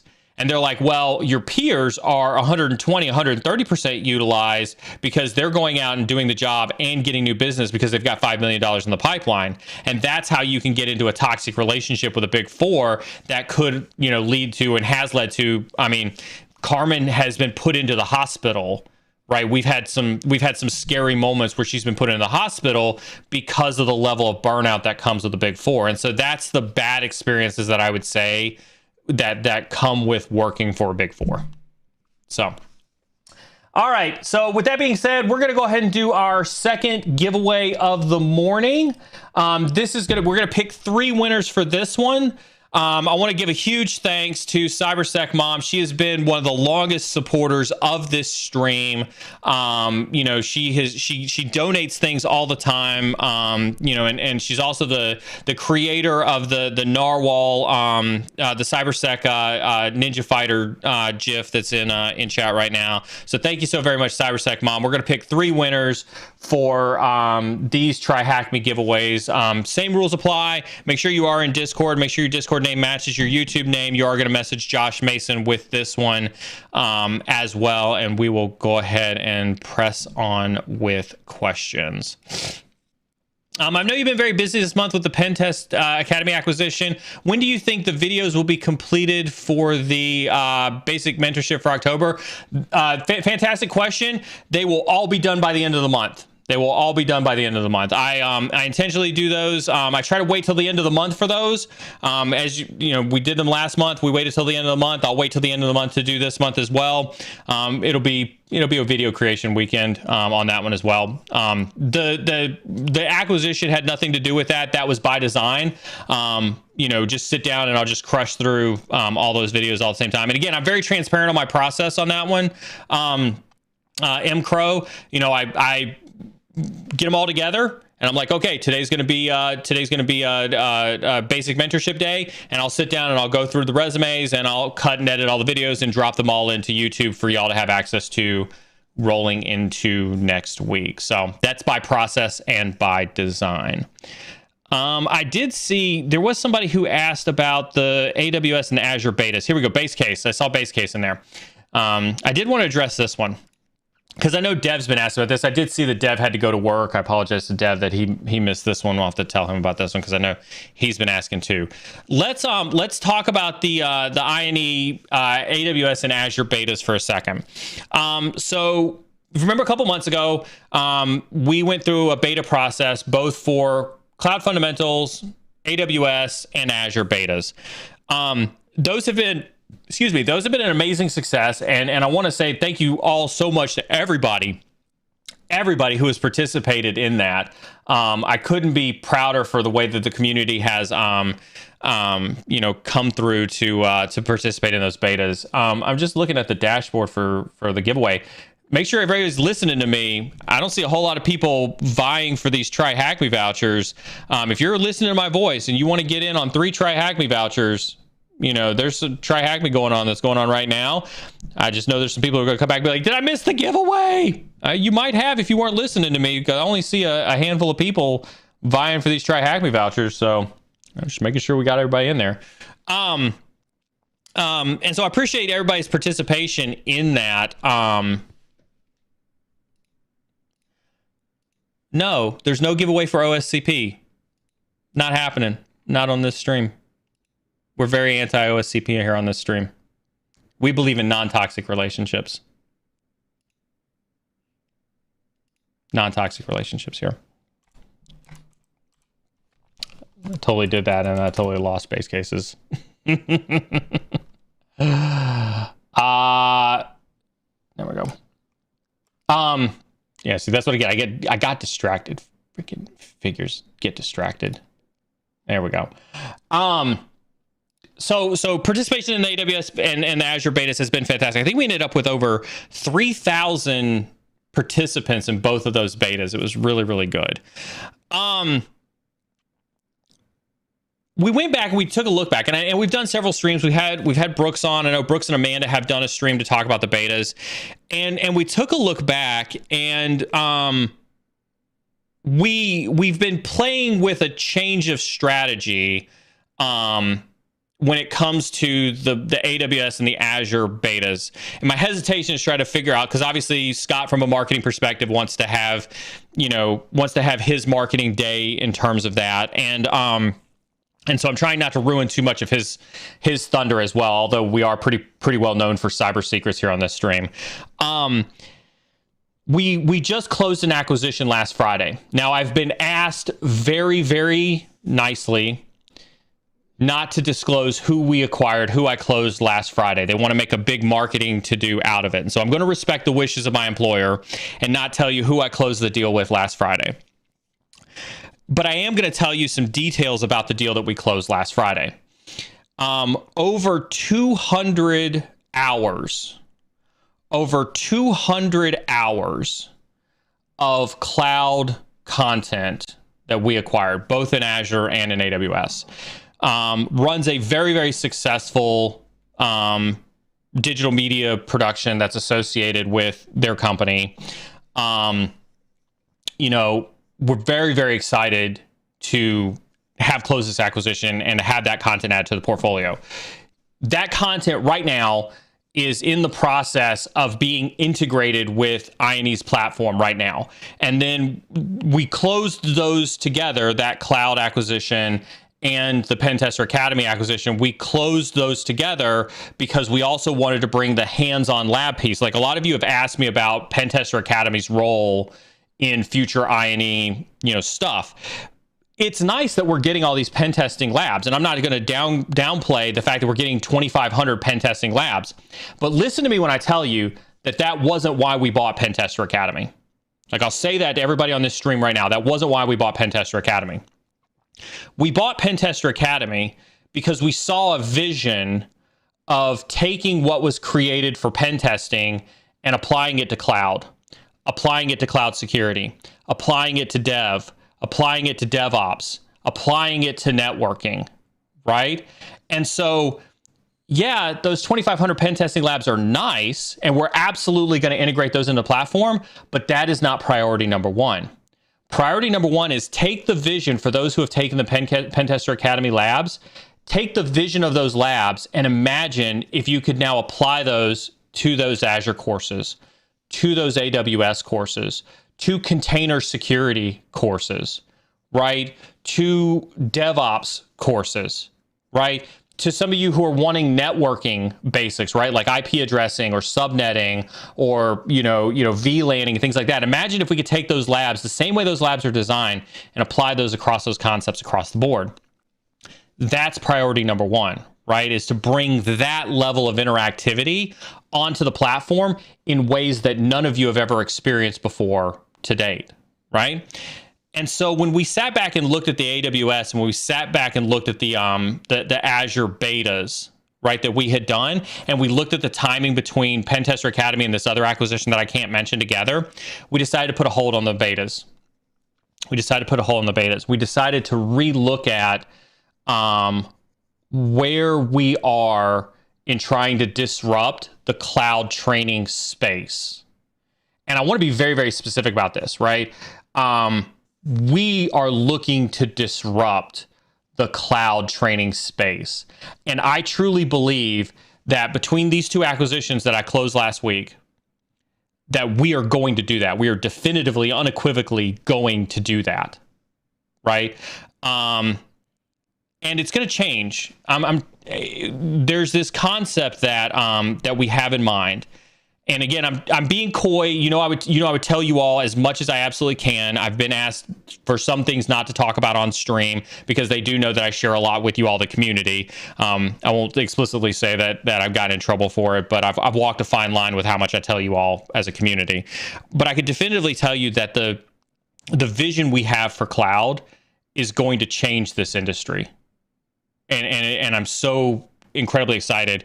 And so what I would say is your work on the betas is not done. What I'll tell you unequivocally is if you participated in the betas, listen to me carefully for those who are wanting, then I'll pick the winners for these try-hack me's, right? If you participated in the beta, the current goal is to give, and if you participated in the beta and if you got a certification that came out of the beta, right? The goal is to give you something that will never be attainable anymore. Like, you're going to get something that nobody else who takes that content after those betas will get. You'll have something truly unique for participating in those betas, and you're going to love it. It's going to be something that, a select few people, and this is why, like, paying attention to this stream, paying attention to the I&E socials, paying attention to my socials. This is why it's incredibly important when I tell you all to get on the I&E hype train, because we are hyping and moving very, very quickly. And so there will be something that those who participated will be rewarded, very, very well for their participation. We are then going to take that success from that beta, and we're going to springboard and skyrocket this idea that we have for how we're going to change the cloud space. And I think you all are going to be freaking stoked when you hear it, right? And so that's kind of where I'll leave it. The work was not for naught, but we've taken that and it's kind of blown up internally as like, holy mackerel, this could be so incredibly massive, and we're working on making that massive blow up pretty huge. Okay. Happy to answer any more questions if there's any specific ones about it. I will absolutely tell you anything that I 100% can tell you, but that's kind of where we're at right now. We're going to pick 3 winners. These are for Try Hack Me vouchers, care of CyberSec Mom. Make sure you are ready to message Josh Mason in Discord when I call your name. First winner is Cyber Queen 21. Hopefully you're still here. I know you had an interview here pretty soon, but congratulations on your Try Hack Me voucher. Please message Josh Mason in Discord. Racem001, make sure you message Josh Mason. And Sergio Gonzalez 2021, please message Josh Mason for your Try Hack Me vouchers. Don't anybody go anywhere. As we've seen, we've had to have re-rolls with people who don't claim their vouchers, so I will wait for Josh to tell me that those are taking place. How do you take part in the INE beta? Is fantastic. First and foremost, make sure you have an INE account. Go to INE.com, sign up for the starter pass. Make sure you are there on the starter pass. Second is make sure you are paying attention to INE socials, right? Because we oftentimes announce them on the INE socials. Make sure you're an active participant in this stream, in this Discord, because you've got myself, you've got several INE employees who work here. This is not an official INE outlet, but nowhere else can you get access to INE resources as much as you can here on this stream. Listen, I want to make that explicitly clear. Right? I'm Chief Content Officer of INE. INE does not sponsor this stream. INE is not a partner on this stream. When we give INE stuff away, it is because of our partners. Let me say that again. When Josh Mason gives the INE things away, it's not because he works for INE. It's because somebody has donated it to Cyber Supply Drop. When I give INE premiums away, it is because our partners have donated INE premiums to give away on stream.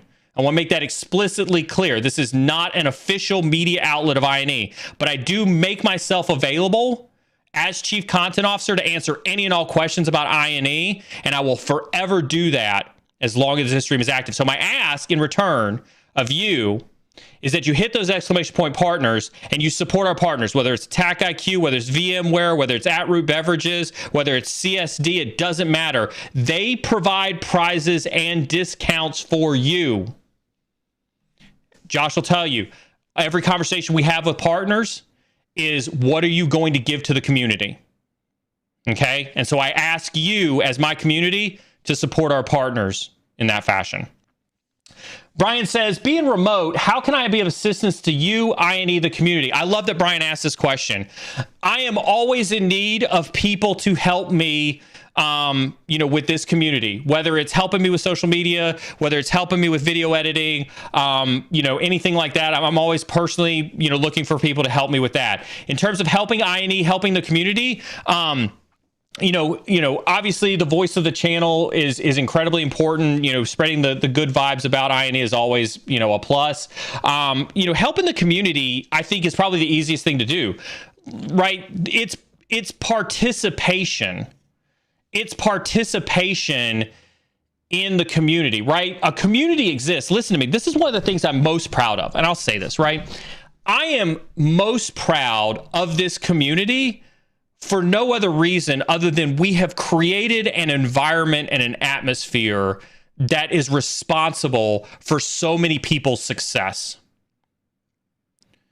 Take Stacy, right? I reshared her post yesterday, right? About her getting her job, right? Her making that leap into her career. If you haven't seen it, go to my LinkedIn. You can see the post that I'm talking about. She sent me a DM personally thanking me because of this community, because this community is welcoming, because this community is non-toxic, because this community attempts to help everybody. And it is because of the experienced veterans like BSEC, right? Like Josh Mason, like Jack Reedy, right? It's because of everybody who's on your moderator team right now, right? Everybody who lurks in chat, right? Doc Jade, right? Gerald Auger, right? It is because of people like that. It's because of those experienced veterans, and it's because of the new people who are so willing to come in and help everybody grow together. It's because of that. So when you think about this, for anybody who's asking how can they help, look around you. Look around you to the community. Be on Discord. When you see people asking for help in Discord, help them. When you see people asking for help in LinkedIn post, help them. When you see that there's a need, help them. Right? This community strives, the more eyeballs get on this community. And I say that very explicitly. I want to make sure everybody understands this. You want to help this community? Get more eyeballs on this stream. Get more eyeballs to this channel. Get more eyeballs to this Discord, right? There are 125 concurrent people, right? There have been 1,367, playbacks of this stream. So 1,367 people have watched this stream so far this morning, right?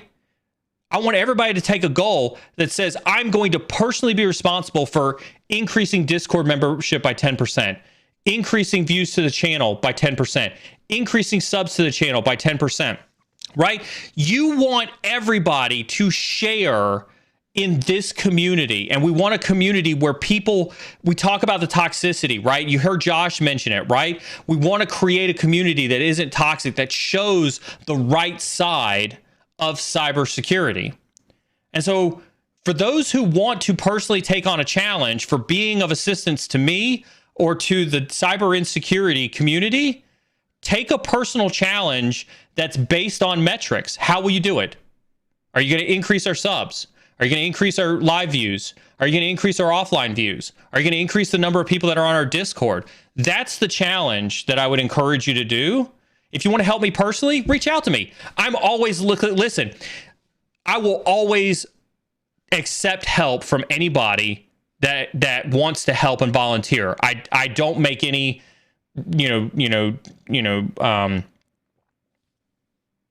lost my train of thought and lost my words. That rarely happens.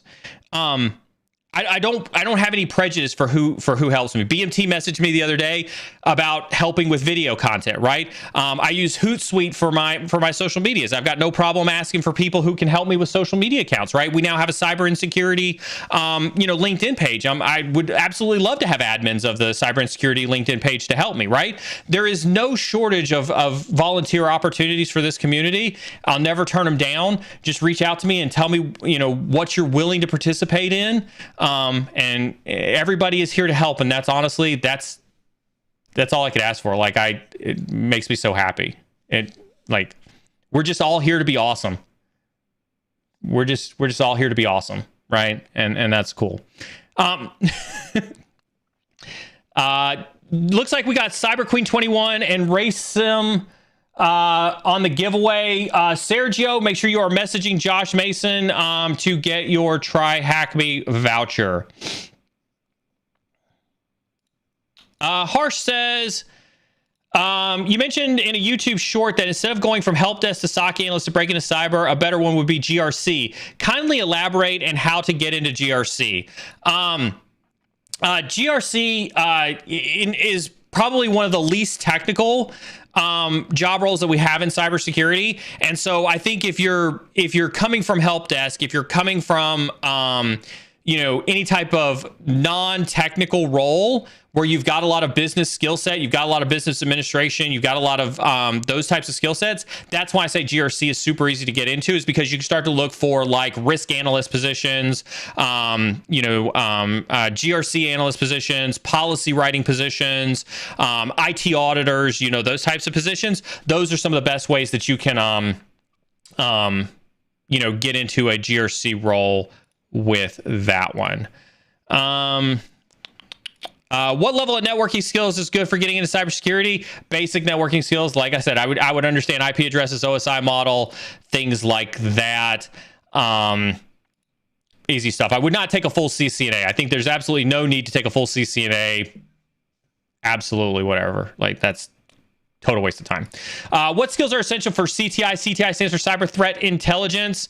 We're going to go ahead and re-roll for the third winner. Re-rolling.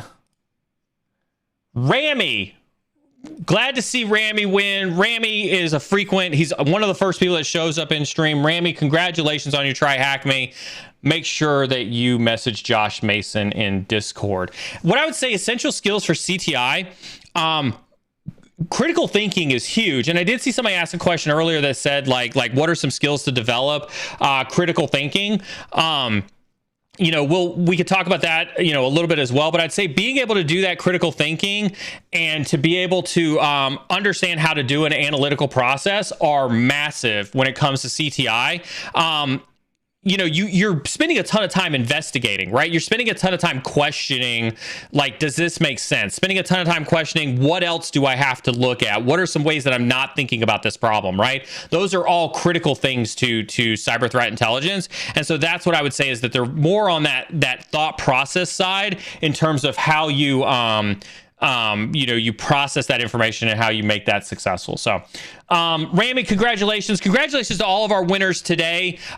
We do a giveaway every single solitary Friday. We had 2 donators this week, right? We had Cybersec Mom and we had Cyber Supply Drop. So if you see Cybersec Mom in Discord or if you see Cybersec Mom in chat, make sure you send thanks to her. Obviously, Josh is in Discord. Make sure you send thanks to Josh and the entire Cyber Supply Drop team. With any of our partners, I do ask that you give them some social amplification and you do go out to the social medias, whether that's Twitter, LinkedIn, Instagram, wherever they may be, and you do hit them up on those. Could you say that again? My apologies. I couldn't hear what you said. It's because I wasn't talking to you, Siri. I don't understand how you got that. Josh, for some reason, I think Cyber Supply Drop, when it comes out of my mouth, sounds a lot like Siri, so we may have to get you to change your name there a little bit. Listen, most of our partners, they rely on your social amplification, and so I do ask that you do socially amplify their contribution to the cyber and security community one way, shape, or another. So I appreciate them for that. Let's do a couple more questions. We do have 3 pages worth of questions to get through. This is how it always works. I know that I won't get through all 3 pages of these questions, which is why you should always pay attention to both YouTube and Instagram, because I will be doing my Q&A sessions on YouTube and Instagram. So do encourage you to look for those ways to participate there. Have you ever joined the NCX competition? I have not, but I did get accepted. I did get accepted to the Red Team 5 CINAC Invitational that is happening next Friday. And so we may be doing a stream around the Red Team 5 Invitational that CINAC is doing. I'll be posting up more about that next Friday, so I may broadcast that Capture the Flag. I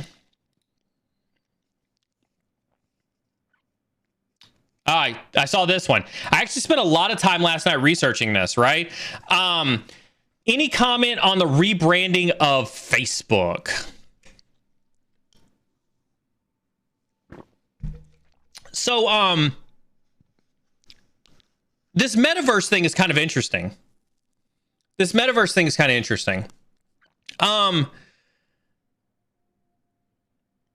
And I want everybody to understand, my comments for this are less than 12 hours old, right? It's not that I didn't know that Facebook was going to be changing its name. It's not that I didn't know about metaverse. It's just that I didn't put some brain power into researching it until I saw Mark Zuckerberg's presentation, and then I was kind of like, okay, let's see what this is about, right? And so after researching it last night, I think it's interesting.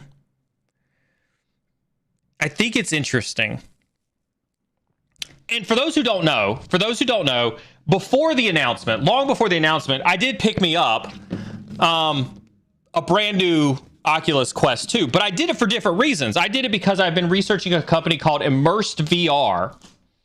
Immersed VR is one of the leaders in trying to pioneer virtual reality workspaces. And I'm hugely interested in this idea of virtual reality workspaces in a post-COVID world. Like I'm hardcore interested in that, right? And so I got the Oculus so that I could try Immersed VR. And then as I'm listening to Mark Zuckerberg's whole metaverse thing, and as I start to research metaverses, you know, how people are buying and selling property with NFTs, you know, this, you know, what's been going on for the last 12 to 18 months around the metaverse, Carmen and I were actually kind of split on this. You know, last night was kind of one of those conversations where she was like, this is horrible. Why would I ever interact with an emoji? You know, why would I ever act with a digital tune? And I was like, man, you know, I like Josh and all, right? And I can hear Josh in my ear and I can watch him in sub chat when he's on camera. But God, what if I could work with Josh, right? In a digital universe where we could share screens, you know, things like that. You know, I've spent the last 8 years of my career working in physically dislocated environments. My last job, when I ran the SOC for a Fortune 100 company, right? My entire incident response team was in Romania. My entire incident response team was in Romania. And I did very much feel like I was disassociated with them until I got on a plane and flew to Romania and chatted with them in real life in Romania, right?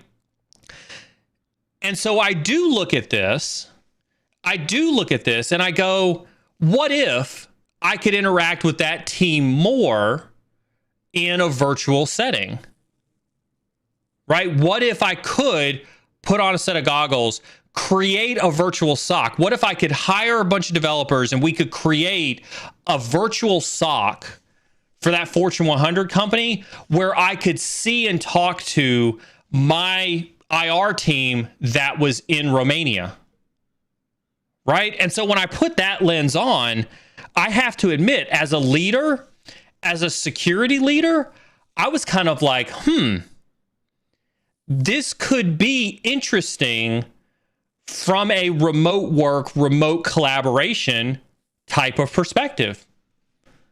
Now, don't get me wrong. I do still find immense value in interpersonal relationships. Like I would never expect my mom to be in the metaverse, right? And let's just pick on Josh again for a second, right? If Josh lived closer, if Josh lived in North Carolina, I know that we've got Corey Walker in chat, right? Longtime supporter of the stream. He lives nearby. We've played golf together, right? As part of the cybersecurity community. I'm not saying that I would never play virtual golf versus going out to the golf course and playing on the golf course, right? So I'm not saying that we do away with that whatsoever. But if that created, and I just saw this one from No Code, right? Because this absolutely goes into my thought process, right? You can do the same thing on Skype, Teams, Zoom, whatever the case is. But what if you could get more immersive? And this is it right here, right? This is where my head went, right? How would I do a pen test in VR? And then to Brian's question earlier about shoulder surfing Neo while I did a pen test, what if you could shoulder surf a pen test easier in VR than you could in Skype or Teams or Zoom? Right? It's not, to me, I look at this and I look at the level of interactivity. What is the possibility of that level of interactivity that you can get to? What is the possibility there? I'm very much, listen, let's talk about inside of Neil's heads, right, really quick. And I didn't realize this until I sat with the CEO of Abbott, right? And the CEO of Abbott asked the group of us a very important question. He said, what are you doing to think about the art of the possible? And you see this very much in you see this very much in the intro that we give during our streams during the week. We think about the art of the possible when it comes to cybersecurity. And so this question from Brian is exactly where my head went to when I thought of the art of the possible. What if I could create a virtual SOC that made it so much easier for us to have dispersed security teams from around the globe to do our mission? Because nobody wants to sit on a team session, right, for 12 hours out of the day or 8 hours of the day. But what if you created an immersive environment where those 8 hours didn't feel like 8 hours, right? What if it was so immersive that you could do your job and be around your people from across the globe without it feeling like you're looking at a flat screen monitor, right? Everybody who's headed off to VetSecCon, please don't let me keep you. I'm BSing now, right? If you want to head to VetSecCon, my feelings will not be hurt. Head to VetSecCon. I'm BSing about VR right now. Go have fun, support that team, go support our veterans, and thank you so much for doing so, okay? And so, while I'm not as fantastical about it as Mark Zuckerberg is with Meta, back to the original question about how do I feel about Facebook's rebranding, the more I dug into this, where I ended up last night before I fell asleep, and I kid you not, was what if I could build a cyber insecurity stadium or SOC or something like that, where instead of us doing, we got as part of the Cyber Protege, we do monthly, group mentoring sessions. What if I did those monthly group mentoring sessions in a virtual, interactive type of fashion, and we could do virtual interactivity with everybody's resume? What if we could do a hands-on virtual immersive demo together, either on a pen testing topic or on a blue teaming topic or on a resume digest, right? What if I could create a more immersive mentoring experience with people across this metaverse, right? And so that's what I think is important whenever we hear about these technologies, right? Is what is that balance? Like, look, and here's what I'll tell you, right? Most of you have lived through the internet. Most of you have lived through things like Facebook. Most of you have lived through things like Snapchat and Instagram. Most of you have lived through, a lot of the chain, like Twitch, right? Who would have ever thought that we would have paid money, billions of dollars, to watch people play video games, right?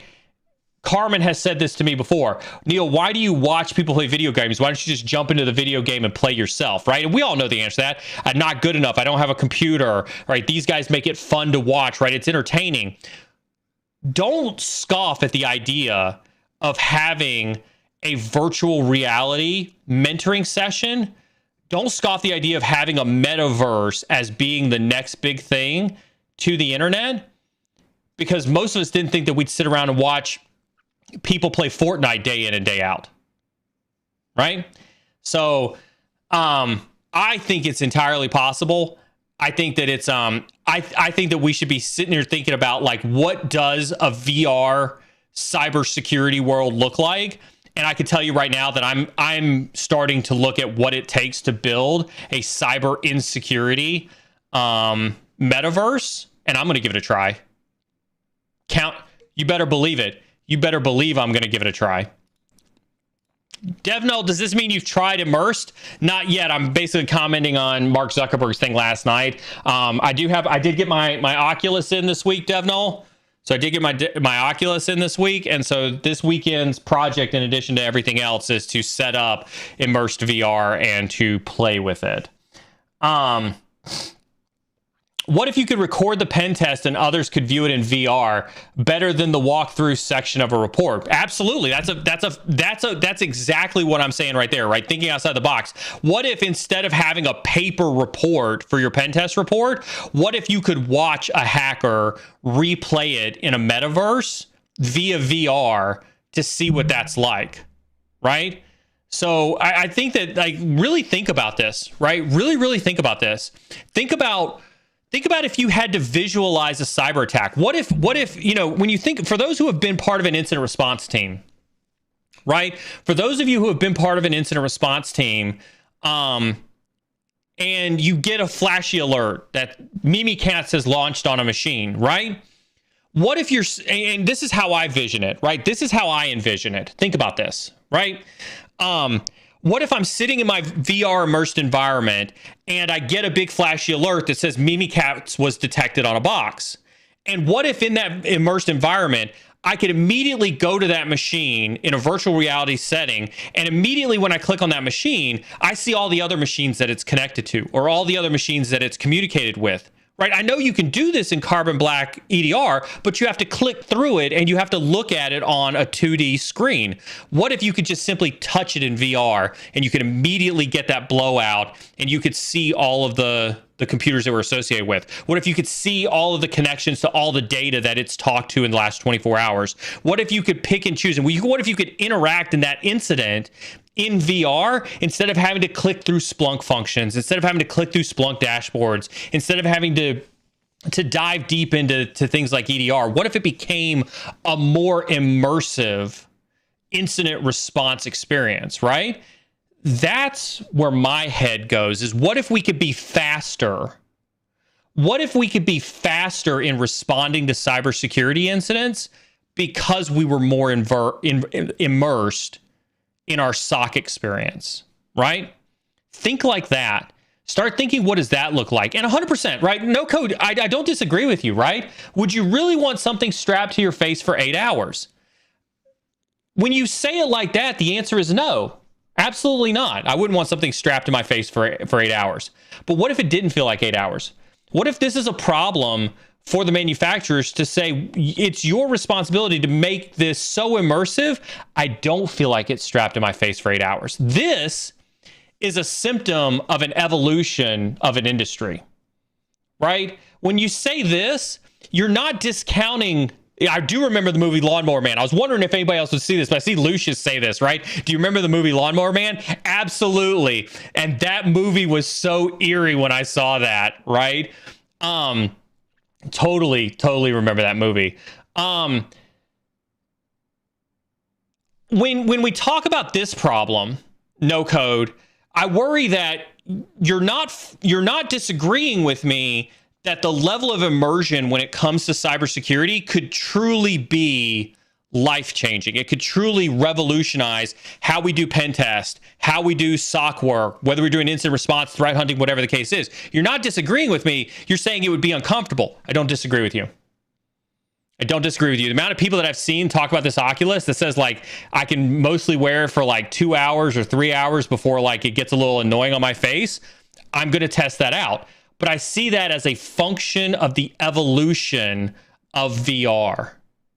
And that's what, when you think about billionaires, right? When you think about billionaires, they don't become billionaires because they decided they weren't going to invest in VR because the face mask on your face for 8 hours was a problem. It's because they could see the future.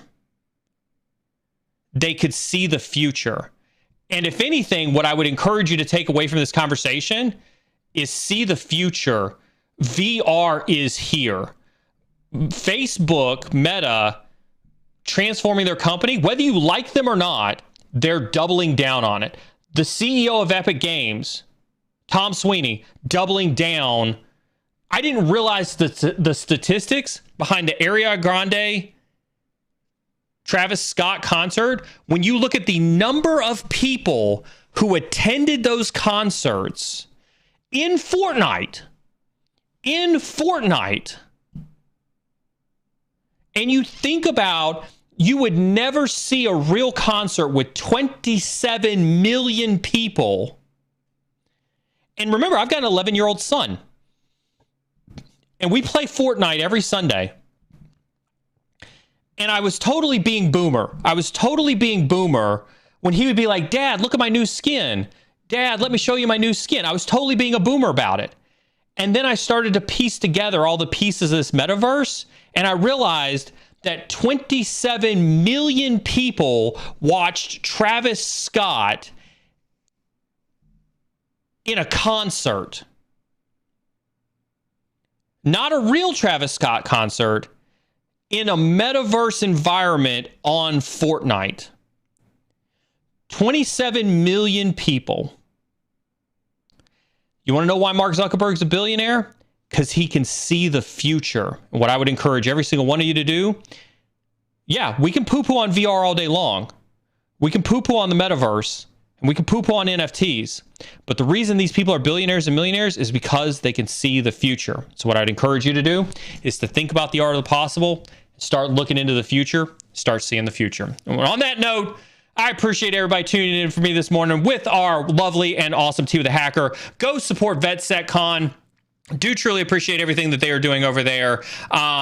Looking forward to seeing everybody in Discord this weekend. You can always catch me in sub chat. Do make sure you are part of Discord. Thank you to all of our new members for today who decided to join up for memberships. Make sure you are capitalizing on those perks.